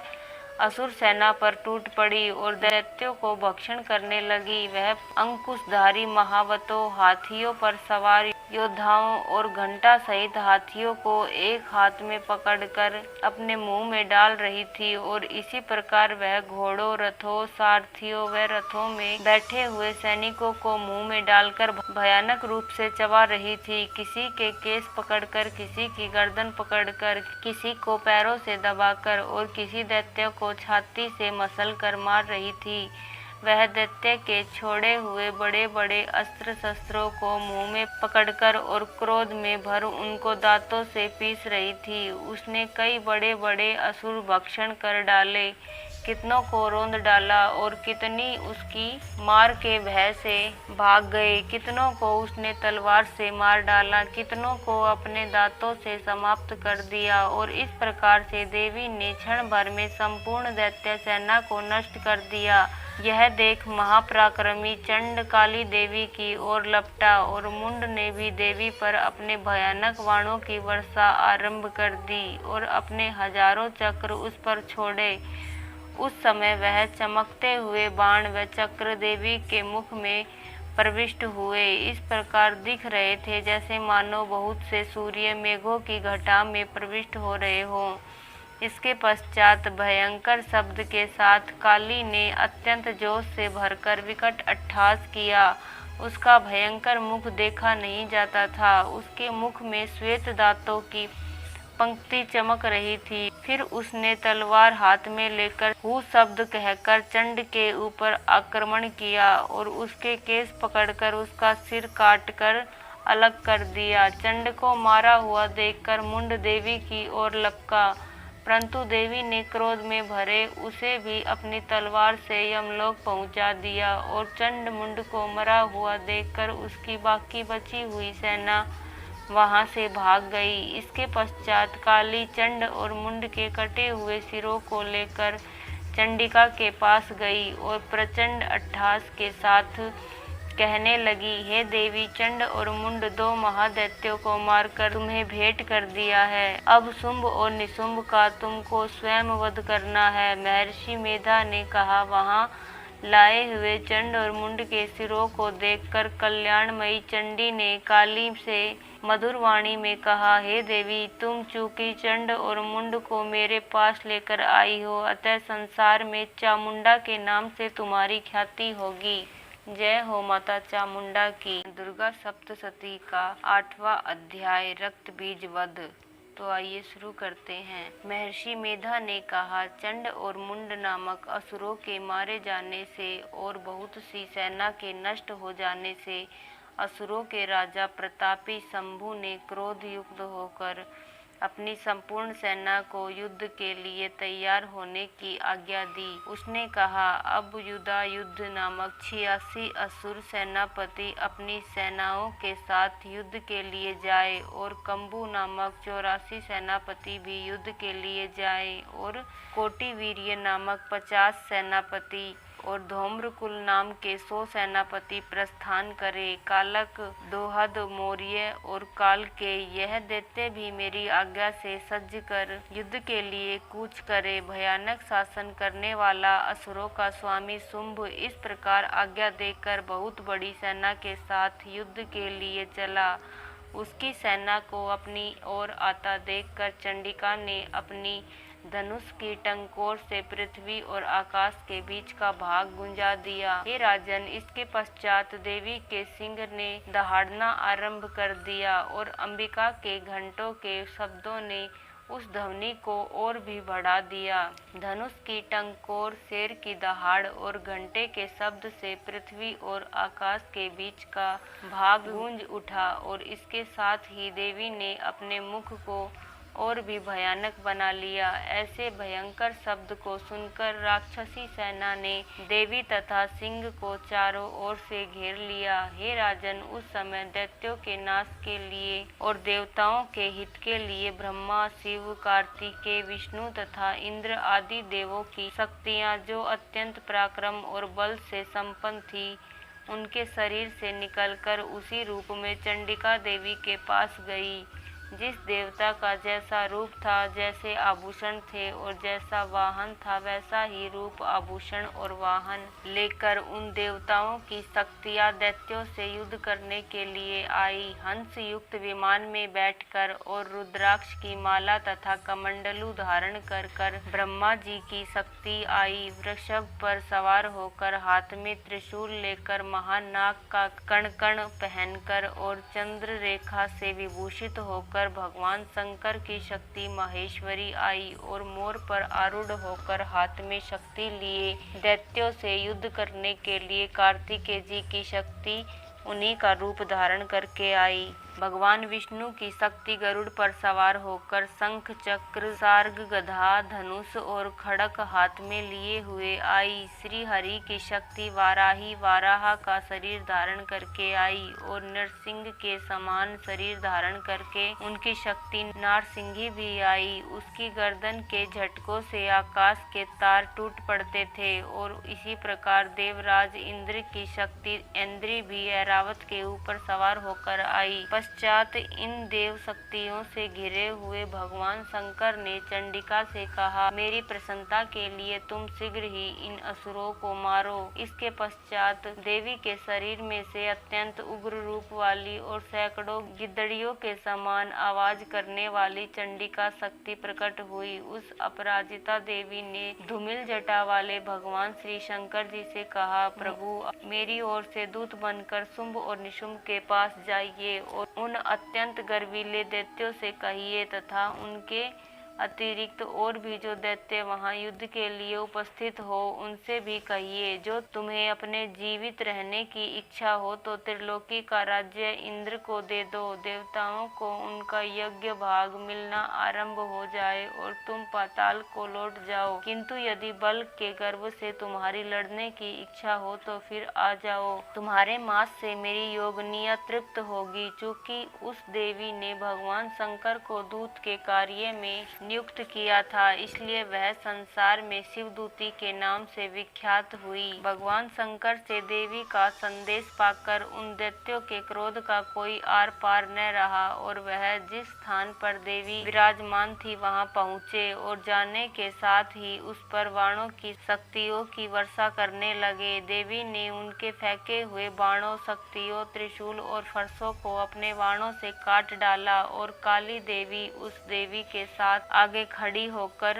शत्रुओं को त्रिशूल से विदीर्ण करने लगी और खटवाक से कुचलने लगी। ब्रह्माणी जिस तरफ दौड़ती थी उसी तरफ अपने कमंडलू का जल छिड़ककर दैत्यों के वीर्य व बल को नष्ट कर देती थी और इसी प्रकार महेश्वरी त्रिशूल से, वैष्णवी चक्र से और अत्यंत कोप वाली कौमारी शक्ति द्वारा असुरों को मार रही थी और इंद्री के बाजू के प्रहार से सैकड़ों दैत्य रक्त की नदियां बहाते हुए पृथ्वी पर सो गए। वाराही ने कितने ही राक्षसों को अपनी थूथन द्वारा मृत्यु के घाट उतार दिया। दाढ़ों के अग्रभाग से कितने ही राक्षसों की छाती को चीर डाला और चक्र की चोट से कितनों ही को विदीर्ण करके धरती पर डाल दिया। बड़े बड़े राक्षसों को नारसिंही अपने नखों से विदीर्ण करके भक्षण कर रही थी और सिंहनाद से चारों दिशाओं को गुंजाती हुई रणभूमि में विचर रही थी। शिवदूती के प्रचंड अट्टहास से कितने ही दैत्य भयभीत होकर पृथ्वी पर गिर पड़े और उनके गिरते ही वह उनको भक्षण कर गई।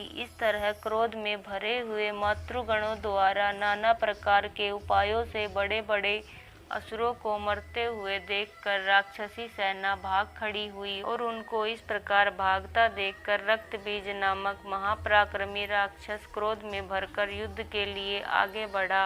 उसके शरीर से रक्त की बूंदें पृथ्वी पर जैसे ही गिरती थी, तुरंत वैसे ही शरीर वाला तथा वैसा ही बलवान दैत्य पृथ्वी से उत्पन्न हो जाता था। रक्त बीज गदा हाथ में लेकर ऐन्द्री के साथ युद्ध करने लगा। जब ऐन्द्री शक्ति ने अपने वज्र से उसको मारा तो घायल होने के कारण उसके शरीर से बहुत सा रक्त बहने लगा और उसकी प्रत्येक बूंद से उसके समान ही बलवान तथा महान पराक्रमी अनेकों दैत्य भयंकर रूप में प्रकट हो गए। वह सबके सब दैत्य बीज के समान ही बलवान तेज वाले थे। वह भी भयंकर अस्त्र शस्त्र लेकर देवियों के साथ लड़ने लगे। जब ऐन्द्री के वज्र प्रहार से उसके मस्तक पर चोट लगी और रक्त बहने लगा तो उसमें से हजारों ही पुरुष उत्पन्न हो गए। वैष्णवी ने चक्र से और ऐन्द्री ने गदा से रक्त को चोट पहुंचाई और वैष्णवी के चक्र से घायल होने पर उसके शरीर से जो रक्त बहा उससे हजारों महाअसुर उत्पन्न हुए, जिनके द्वारा यह संपूर्ण जगत व्याप्त हो गया। कुमारी ने शक्ति से, वाराही ने खड्ग से और माहेश्वरी ने त्रिशूल से उसको घायल किया। इस प्रकार क्रोध में भरकर उस महादैत्य ने सब मातृ शक्तियों पर पृथक पृथक गदा से प्रहार किया और माताओं ने शक्ति तथा शूल इत्यादि से उसको जो बार बार घायल किया, उससे सैकड़ों महादैत्य उत्पन्न हुए और इस प्रकार उस रक्त बीज के उदीर से उत्पन्न हुए असुरों से संपूर्ण जगत व्याप्त हो गया, जिससे देवताओं को भय हुआ। देवताओं को भयभीत देखकर चंडिका ने काली से कहा, हे चामुंडे, अपने मुख को बड़ा करो और मेरे अस्त्र घात से उत्पन्न हुए रक्त बिंदुओं तथा रक्त बिंदुओं से उत्पन्न हुए महाअसुरों को तुम अपने इस मुख से भक्षण करती जाओ। इस प्रकार रक्त बिंदुओं से उत्पन्न हुए महाअसुरों को तुम अपने इस मुख से भक्षण करती जाओ। महादैत्यों को भक्षण करती हुई तुम रणभूमि में विचरो। इस प्रकार रक्त क्षीण होने से यह दैत्य नष्ट हो जाएगा। तुम्हारे भक्षण करने के कारण अन्य दैत्य उत्पन्न नहीं होंगे। काली ने इस प्रकार कहकर चंडिका देवी ने रक्त बीज पर अपने त्रिशूल से प्रहार किया और काली देवी ने अपने मुख में उसका रक्त ले लिया। तब उसने गदा से चंडिका पर प्रहार किया। प्रहार से चंडिका को तनिक भी कष्ट न हुआ, किंतु रक्त बीज के शरीर से बहुत सा रक्त बहने लगा, लेकिन उसके गिरने के साथ ही काली ने उसको अपने मुख में ले लिया। काली के मुख में उस रक्त से जो असुर उत्पन्न हुए उसको उसने भक्षण कर लिया और रक्त वो पीती गई। तदंतर देवी ने रक्त बीज को जिसका की खून काली ने पिया था, चंडिका ने उस दैत्य को वज्र, बाण, खड्ग तथा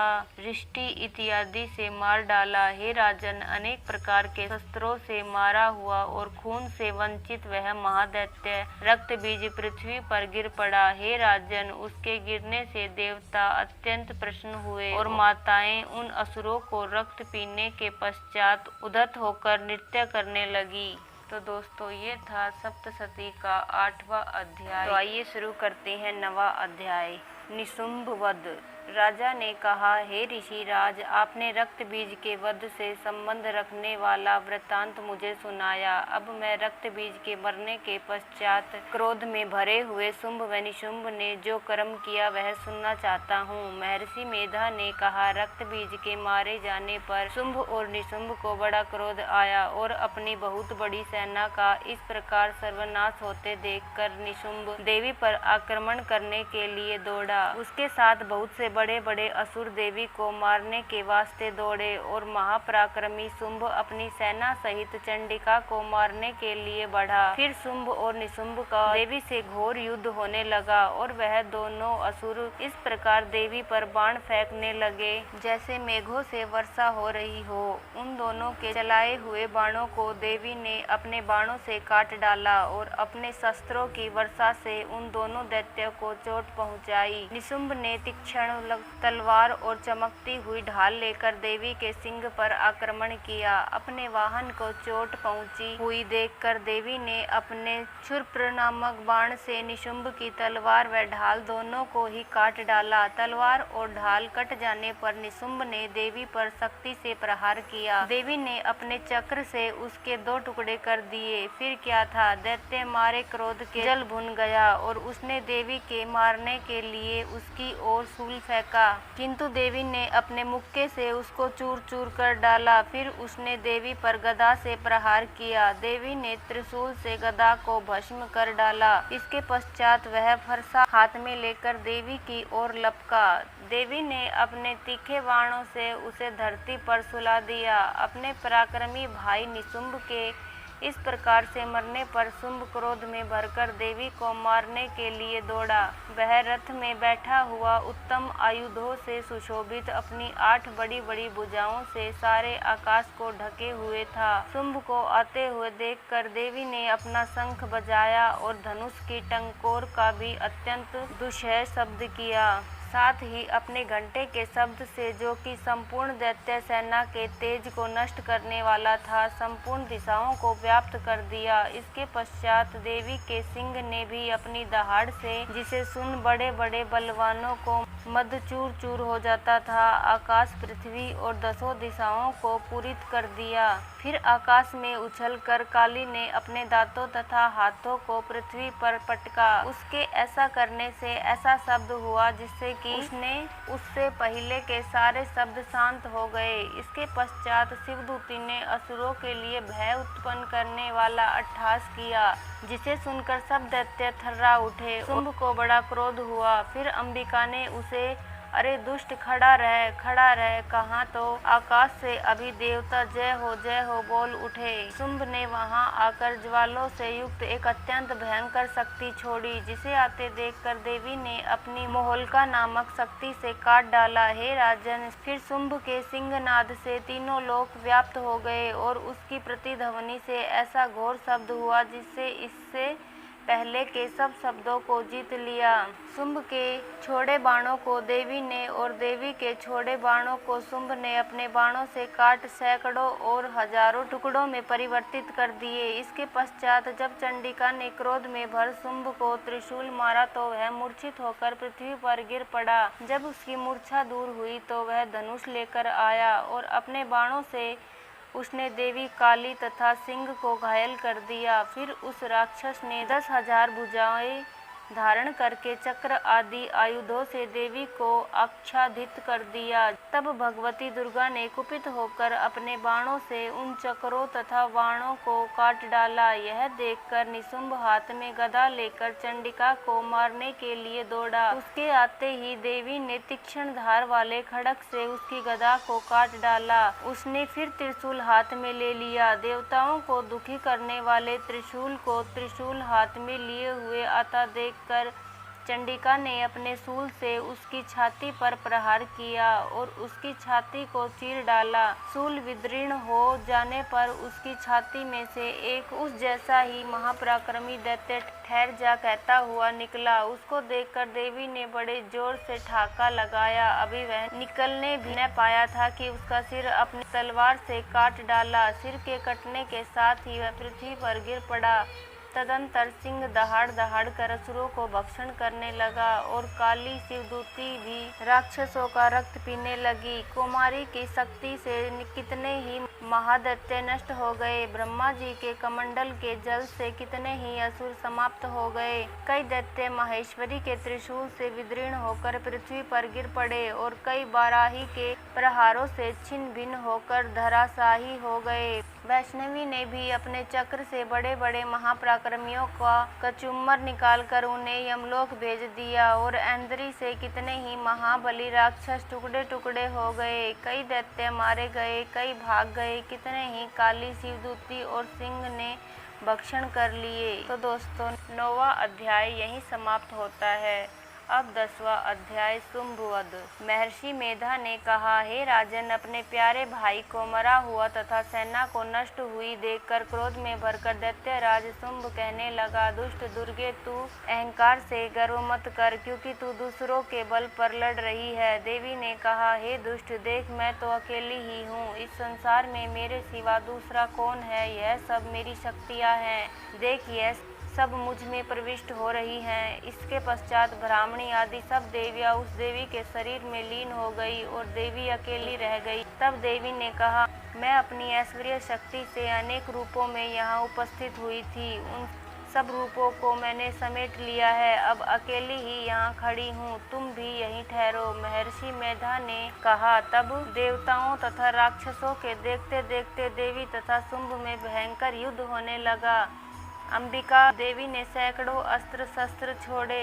उधर दैत्यराज ने भी भयंकर अस्त्रों का प्रहार आरंभ कर दिया। देवी के छोड़े हुए सैकड़ों अस्त्रों को दैत्य ने अपने अस्त्रों द्वारा काट डाला। इसी प्रकार शुंभ ने जो अस्त्र छोड़े उनको देवी ने अपनी भयंकर हुंकार के द्वारा ही काट डाला। दैत्य ने जब सैकड़ों बाण छोड़कर देवी को ढक लिया तो क्रोध में भरकर देवी ने अपने बाणों से उसका धनुष नष्ट कर डाला। धनुष कट जाने पर दैत्येंद्र ने शक्ति चलाई, लेकिन देवी ने उसे भी काट कर फेंक दिया। फिर दैत्येंद्र चमकती हुई ढाल लेकर देवी की ओर दौड़ा, किंतु जब वह देवी के समीप पहुंचा तो देवी ने अपने तीक्ष्ण बाणों से उसकी चमकने वाली ढाल को भी काट डाला। फिर दैत्येंद्र का घोड़ा मर गया, रथ टूट गया, सारथी मारा गया। तब वह भयंकर मुदगर लेकर देवी पर आक्रमण करने के लिए चला, किंतु देवी ने अपने तीक्ष्ण बाणों से उसके मुदगर को भी काट दिया। इस पर दैत्य ने क्रोध में भरकर देवी की छाती में बड़े जोर से एक मुक्का मारा। दैत्य ने जब देवी को मुक्का मारा तो देवी ने भी उसकी छाती में जोर से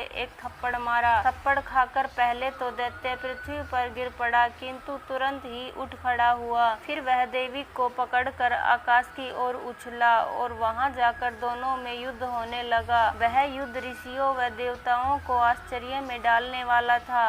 देवी आकाश में दैत्य के साथ बहुत देर युद्ध करती रही। फिर देवी ने उसे आकाश में घुमाकर पृथ्वी पर गिरा दिया। दुष्ट आत्मा दैत्य पुनः उठकर देवी को मारने के लिए दौड़ा। तब उसको अपनी ओर आता हुआ देखकर देवी ने उसकी छाती विदीर्ण करके उसको पृथ्वी पर पटक दिया। देवी के त्रिशूल से घायल होने पर उस दैत्य के प्राण पखेरु उड़ गए और उसके मरने पर समुद्र, द्वीप, पर्वत और पृथ्वी सब कांपने लग गए। तदंतर उस दुष्ट आत्मा के मरने से संपूर्ण जगत प्रसन्न व स्वस्थ हो गया तथा आकाश निर्मल हो गया। पहले जो उत्पात सूचक मेघ और उल्कापात होते थे वे सब शांत हो गए। उसके मारे जाने पर नदियां अपने ठीक मार्ग से बहने लगी। संपूर्ण देवताओं का हृदय हर्ष से भर गया और गंधर्वनियां सुंदर गान गाने लगी। गंधर्व बाजे बजाने लगे और अप्सराएं नाचने लगी। पवित्र वायु बहने लगी। सूर्य की कांति स्वच्छ हो गई। यज्ञशालाओं की बुझी हुई अग्नि अपने आप प्रज्वलित हो उठी तथा चारों दिशाओं में शांति फैल गई। तो दोस्तों ये था 9वां और 10वां अध्याय दुर्गा सप्तशती का 11वां अध्याय। तो आइए शुरू करते हैं 11वां अध्याय। देवताओं का देवी की स्तुति करना और देवी का देवताओं को वरदान देना। महर्षि मेधा कहते हैं, दैत्य के मारे जाने पर इंद्र आदि देवता अग्नि को आगे करके कात्यायनी देवी की स्तुति करने लगे। उस समय अभीष्ट की प्राप्ति के कारण उनके मुख खिले हुए थे। देवताओं ने कहा, हे शरणागत के दुख दूर करने वाली देवी तुम प्रसन्न हो। हे संपूर्ण जगत की माता तुम प्रसन्न हो। विश्वेश्वरी तुम विश्व की रक्षा करो, क्योंकि तुम इस चर और अचर की ईश्वरी हो। हे देवी तुम संपूर्ण जगत की आधार रूप हो, क्योंकि तुम पृथ्वी रूप में स्थित हो और अत्यंत पराक्रम वाली देवी हो। तुम विष्णु की शक्ति हो और विश्व की बीज परम माया हो और तुमने ही इस संपूर्ण जगत को मोहित कर रखा है। तुम्हारे प्रसन्न होने पर ही यह पृथ्वी मोक्ष को प्राप्त होती है। हे देवी संपूर्ण विद्याएं तुम्हारे ही भिन्न भिन्न स्वरूप हैं। इस जगत में जितनी स्त्रियां हैं वह सब तुम्हारी ही मूर्तियां हैं। एकमात्र तुमने ही इस जगत को व्याप्त कर रखा है। तुम्हारी स्तुति किस प्रकार हो सकती है, क्योंकि तुम परम बुद्धि रूप हो और संपूर्ण प्राणी रूप स्वर्ग और मुक्ति देने वाली हो। अतः इसी रूप में तुम्हारी स्तुति की गई है। तुम्हारी स्तुति के लिए इससे बढ़कर और क्या युक्तियाँ हो सकती है। संपूर्ण जनों के हृदय में बुद्धि रूप होकर निवास करने वाली, स्वर्ग तथा मोक्ष प्रदान करने वाली, हे नारायणी देवी तुमको नमस्कार है। काला काष्ठ आदि रूप से अवस्थाओं को परिवर्तन की ओर ले जाने वाली तथा प्राणियों का अंत करने वाली नारायणी तुमको नमस्कार है। हे नारायणी, संपूर्ण मंगलों के मंगल रूप वाली, हे शिवे, हे संपूर्ण प्रयोजनों को सिद्ध करने वाली, हे शरणागत वत्सला, 3 नेत्रों वाली गौरी, तुमको नमस्कार है। सृष्टि स्थिति तथा संहार की शक्ति भूता सनातनी देवी, गुणों का आधार तथा सर्व सुखमयी नारायणी, तुमको नमस्कार है। हे शरण में आए हुए शरणागतों को दीन दुखियों की रक्षा में तत्पर, संपूर्ण पीड़ाओं के हरने वाली, हे नारायणी, तुमको नमस्कार है। हे नारायणी, तुम ब्रह्माणी का रूप धारण करके हंसों से जुते हुए विमान पर बैठती हो तथा कुछ से अभिमंत्रित जल छिड़कती रहती हो, तुम्हें नमस्कार है। माहेश्वरी रूप में त्रिशूल, चंद्रमा और सर्पों को धारण करने वाली, हे महा वृषभ वाहन नारायणी, तुम्हें नमस्कार है। मोरों तथा कुक्कुटों में घिरी रहने वाली महाशक्ति को धारण करने वाली, हे कौमारी रूप धारणी निष्पाप नारायणी, तुम्हें नमस्कार है। हे शंख चक्र गदा और सार्ग धनुष रूप आयुधों को धारण करने वाली वैष्णवी रूपा नारायणी, तुम हम पर प्रसन्न हो, तुम्हें नमस्कार है। हे दांतों पर पृथ्वी धारण करने वाली वाराह रूपणी कल्याणमयी नारायणी, तुम्हें नमस्कार है। हे उग्र नरसिंह रूप में दैत्यों को मारने वाली, त्रिभुवन की रक्षा में संलग्न रहने वाली नारायणी, तुम्हें नमस्कार है। हे मस्तक पर किरीट और हाथ में महावज्र धारण करने वाली, सहस्त्र नेत्रों के कारण उज्ज्वल वृत्रासुर के प्राण हरने वाली ऐन्द्री शक्ति, हे नारायणी, तुम्हें नमस्कार है। हे शिवदूती स्वरूप से दैत्यों के महामद को नष्ट करने वाली, हे घोर रूप वाली, हे महाशब्द वाली, हे नारायणी, तुम्हें नमस्कार है। दाढ़ों के कारण विकराल मुख वाली, मुंडमाला से विभूषित मुंड मर्दनी चामुंडा रूपा नारायणी, तुम्हें नमस्कार है। हे लक्ष्मी लज्जा महाविद्या श्रद्धा पुष्टि सौधा ध्रुवा महारात्रि तथा महाविद्या रूपा नारायणी, तुमको नमस्कार है। हे मेधा सरस्वती ऐश्वर्य रूपिणी पार्वती महाकाली नियंता तथा ईश रूपिणी नारायणी, तुम्हें नमस्कार है। हे सर्वेश्वरी सर्वशक्ति युक्त देवी, हमारी भय से रक्षा करो, तुम्हें नमस्कार है। हे कात्यायनी, तीनों नेत्रों से भूषित यह तेरा सौम्य मुख, सब तरह के डरों से हमारी रक्षा करो, तुम्हें नमस्कार है। हे भद्रकाली, ज्वालाओं के समान भयंकर अति उग्र एवं संपूर्ण असुरों को नष्ट करने वाली, तुम्हारा त्रिशूल हमें भयों से बचावे, तुमको नमस्कार है। हे देवी, जो अपने शब्द से इस जगत को पूरित करके दैत्यों के तेज को नष्ट करता है, वह आपका घंटा इस प्रकार हमारी रक्षा करे जैसे कि माता अपने पुत्रों की रक्षा करती है।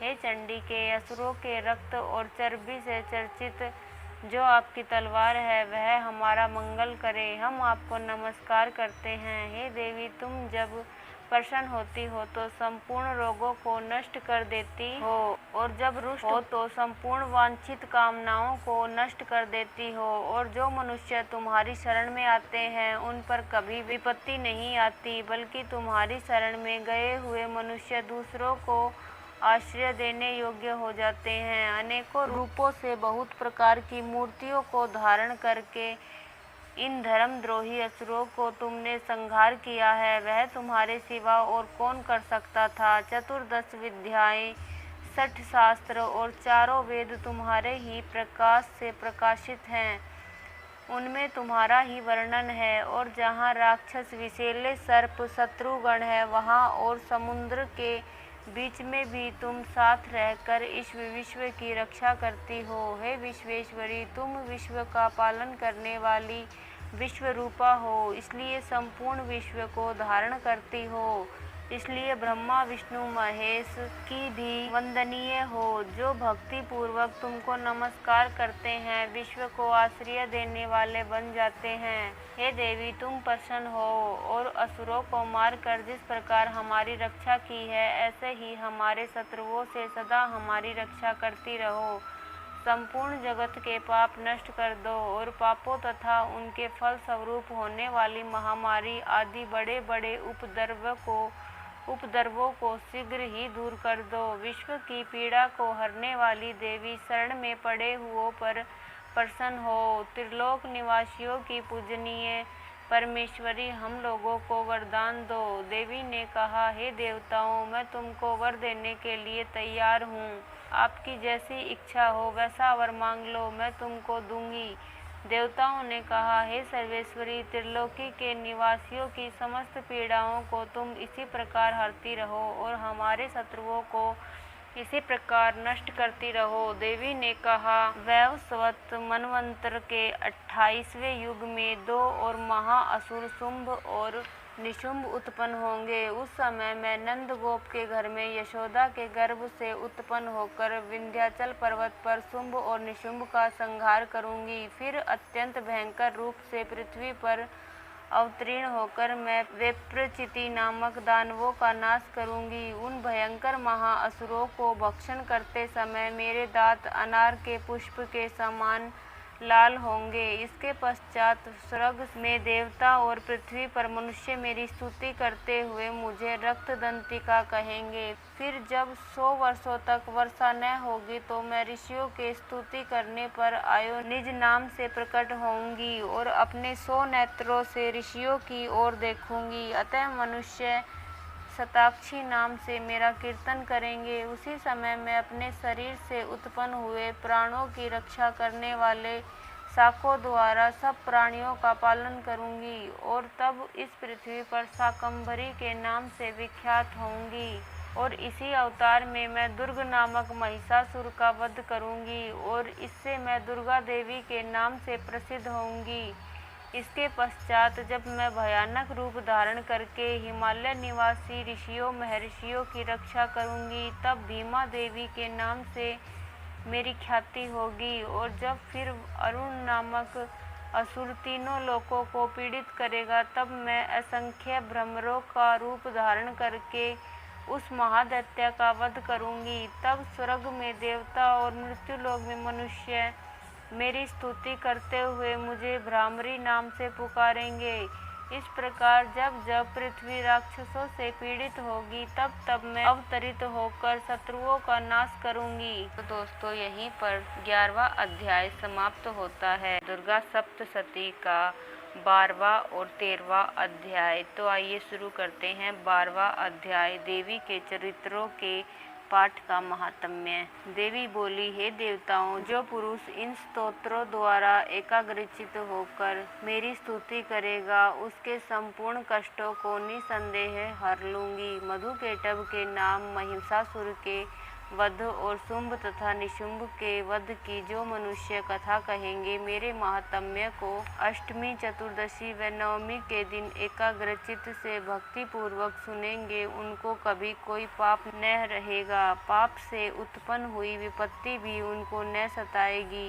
उनके घर में दरिद्रता न होगी और न उनको प्रियजनों का बिछोह ही होगा। उनको किसी प्रकार का भय न होगा। इसलिए प्रत्येक मनुष्य को भक्ति पूर्वक मेरे इस कल्याणकारक महात्म्य को सदा पढ़ना और सुनना चाहिए। मेरा यह महात्म्य महामारी से उत्पन्न हुए संपूर्ण उपद्रवों को एवं 3 प्रकार के उत्पातों को शांत कर देता है। जिस घर व मंदिर में या जिस स्थान पर मेरा यह स्तोत्र विधि पूर्वक पढ़ा जाता है, उस स्थान का मैं कभी भी त्याग नहीं करती और वहाँ सदा ही मेरा निवास रहता है। बलिदान, पूजा, होम तथा महोत्सवों में मेरा यह चरित्र उच्चारण करना तथा सुनना चाहिए। ऐसा हवन या पूजन मनुष्य चाहे जानकर या बिना जाने करे, मैं उसे तुरंत ग्रहण कर लेती हूँ। और शरद काल में प्रत्येक वर्ष जो महापूजा की जाती है, उनमें मनुष्य भक्ति पूर्वक मेरा यह महात्म्य सुनकर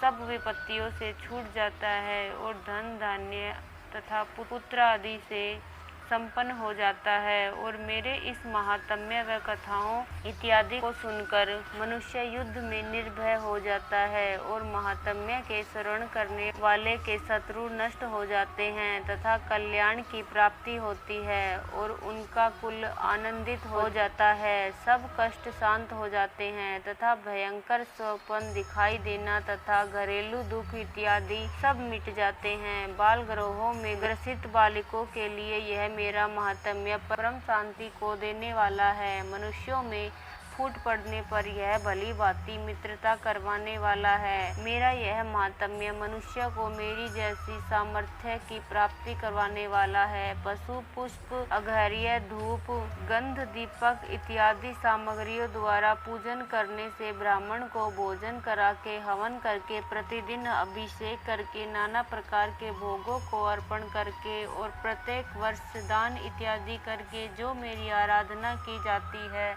और उसमें जैसी प्रसन्न हो जाती हूँ वैसी ही प्रसन्न मैं इस चरित्र के सुनने से हो जाती हूँ। यह महात्म्य श्रवण करने पर पापों को हर लेता है तथा आरोग्य प्रदान करता है। मेरे प्रादुर्भाव का कीर्तन दुष्ट प्राणियों से रक्षा करने वाला है, युद्ध में दुष्ट दैत्यों का संहार करने वाला है। इसके सुनने से मनुष्य को शत्रुओं का भय नहीं रहता। हे देवताओं, तुमने जो स्तुति की है अथवा ब्रह्मा जी ने जो मेरी स्तुति की है वह मनुष्यों को कल्याणमयी बुद्धि प्रदान करने वाली है। वन में सुने मार्ग में अथवा दावानल से घिरा जाने पर वन में चारों ओर से घिरा हुआ या शत्रुओं द्वारा पकड़ा हुआ, जंगल में सिंहों से व्याघ्रों से या जंगली हाथियों द्वारा पीछा किया हुआ, राजा के क्रोध हो जाने पर मारे जाने के भय से, समुद्र में नाव के डगमगाने पर, भयंकर युद्ध में फंसा होने पर,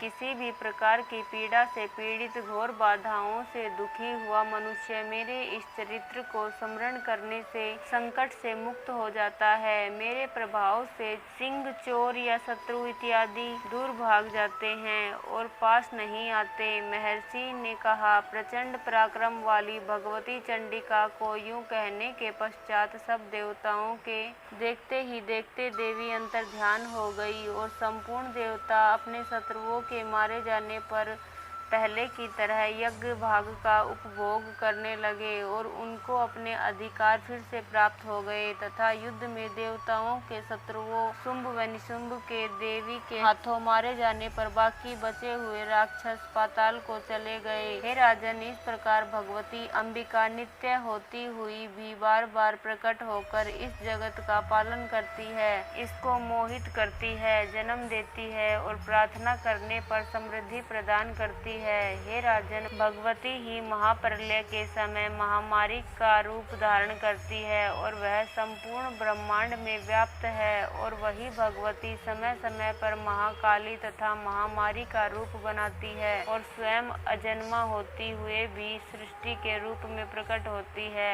वह सनातनी देवी प्राणियों का पालन करती है और वही मनुष्य के अभय युद्ध के समय घर में लक्ष्मी का रूप बनाकर स्थित हो जाती है तथा अभाव के समय दरिद्रता बनकर विनाश का कारण बन जाती है।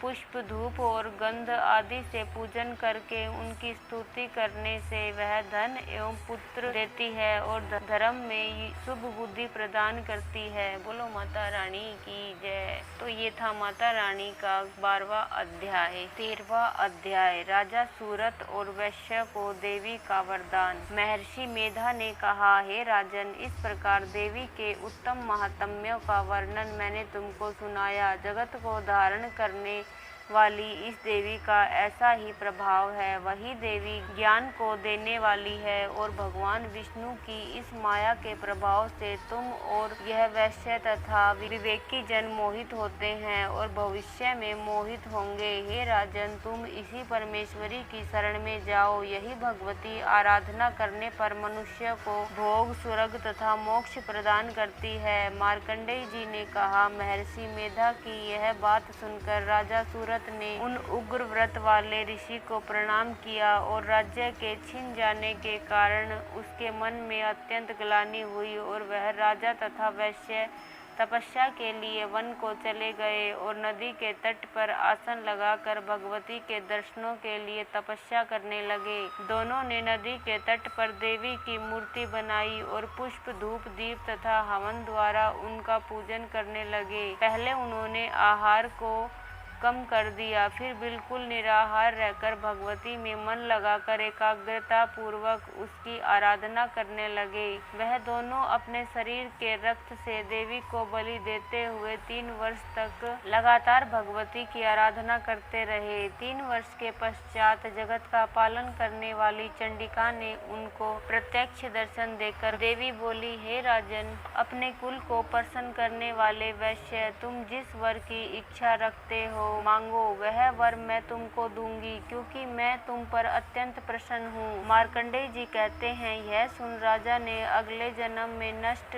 न होने वाला अखंड राज्य और इस जन्म में बलपूर्वक अपने शत्रुओं को नष्ट करने के पश्चात अपना पूर्ण राज्य प्राप्त करने के लिए भगवती से वरदान मांगा। और वैश्य ने भी, जिसका चित्त संसार की ओर से विरक्त हो चुका था, अतः भगवती से अपनी ममता तथा अहंकार रूप आसक्ति को नष्ट कर देने वाले ज्ञान को देवी के लिए कहा।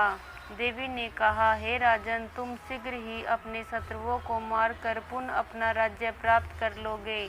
तुम्हारा राज्य स्थिर रहने वाला होगा। फिर मृत्यु के पश्चात आप सूर्य देव के अंश से जन्म लेकर सार्वणिक मनु के नाम से इस पृथ्वी पर ख्याति को प्राप्त होंगे। हे वैश्य, कुल में श्रेष्ठ, आपने जो मुझसे वर मांगा है वह आपको देती हूँ। आपको मोक्ष के देने वाले ज्ञान की प्राप्ति होगी। मार्कंडेय जी कहते हैं, इस प्रकार उन दोनों को मनवांछित वर प्रदान कर तथा उनसे अपनी स्तुति सुनकर भगवती अंतर ध्यान हो गई। और इस प्रकार क्षत्रियों में श्रेष्ठ वह राजा सूरथ भगवान सूर्य देव से जन्म लेकर इस पृथ्वी पर सार्वणिक मनु के नाम से विख्यात हुए। तो दोस्तों, 13वें अध्याय के साथ दुर्गा सप्तशती का समापन होता है। बोलो माता रानी की जय। क्षमा याचना स्तोत्र। इस प्रकार आप माता रानी की संपूर्ण पूजा करने के बाद इस क्षमा याचना से माता रानी से क्षमा मांगे। हे परमेश्वरी, मेरे द्वारा रात दिन सहस्त्रों अपराध होते रहे हैं, अतः आप मुझे अपना सेवक समझकर कृपा पूर्वक मेरे उन अपराधों को क्षमा करो। न तो मैं आवाहन करना ही जानती हूँ और न विसर्जन करना ही जानती हूँ और न पूजा ही करना जानती हूँ। हे परमेश्वरी, मुझे क्षमा करो। हे सुरेश्वरी, मैंने जो मंत्रहीन, क्रियाहीन और भक्तिहीन पूजन किया है वह सब आपकी दया से पूर्ण हो। सैकड़ों अपराध करके भी भक्त आपकी शरण में आकर केवल जगदम्ब कहकर ही मोक्ष को प्राप्त करते हैं, जिसे ब्रह्मादि देवगण भी पाने में असमर्थ होते हैं। हे जगदम्बिके, मैं अपराधी हूँ, किंतु आपकी शरण में आई हूँ, अतः इस समय मैं दया की पात्र हूँ। तुम जैसा चाहो वैसा करो।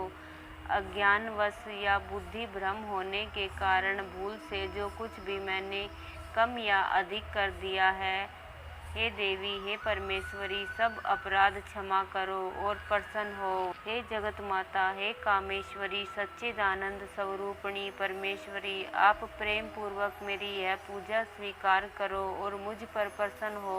आप गुप्त से भी गुप्त की रक्षा करने वाली हो।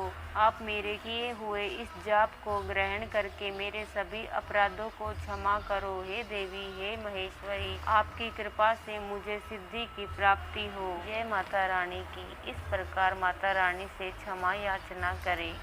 यदि आपको ये जानकारी अच्छी लगी हो तो हमारे चैनल को सब्सक्राइब कर ले, ताकि आपको आने वाली हर जानकारी व कहानी की नोटिफिकेशन प्राप्त हो। राधे राधे दोस्तों, धन्यवाद।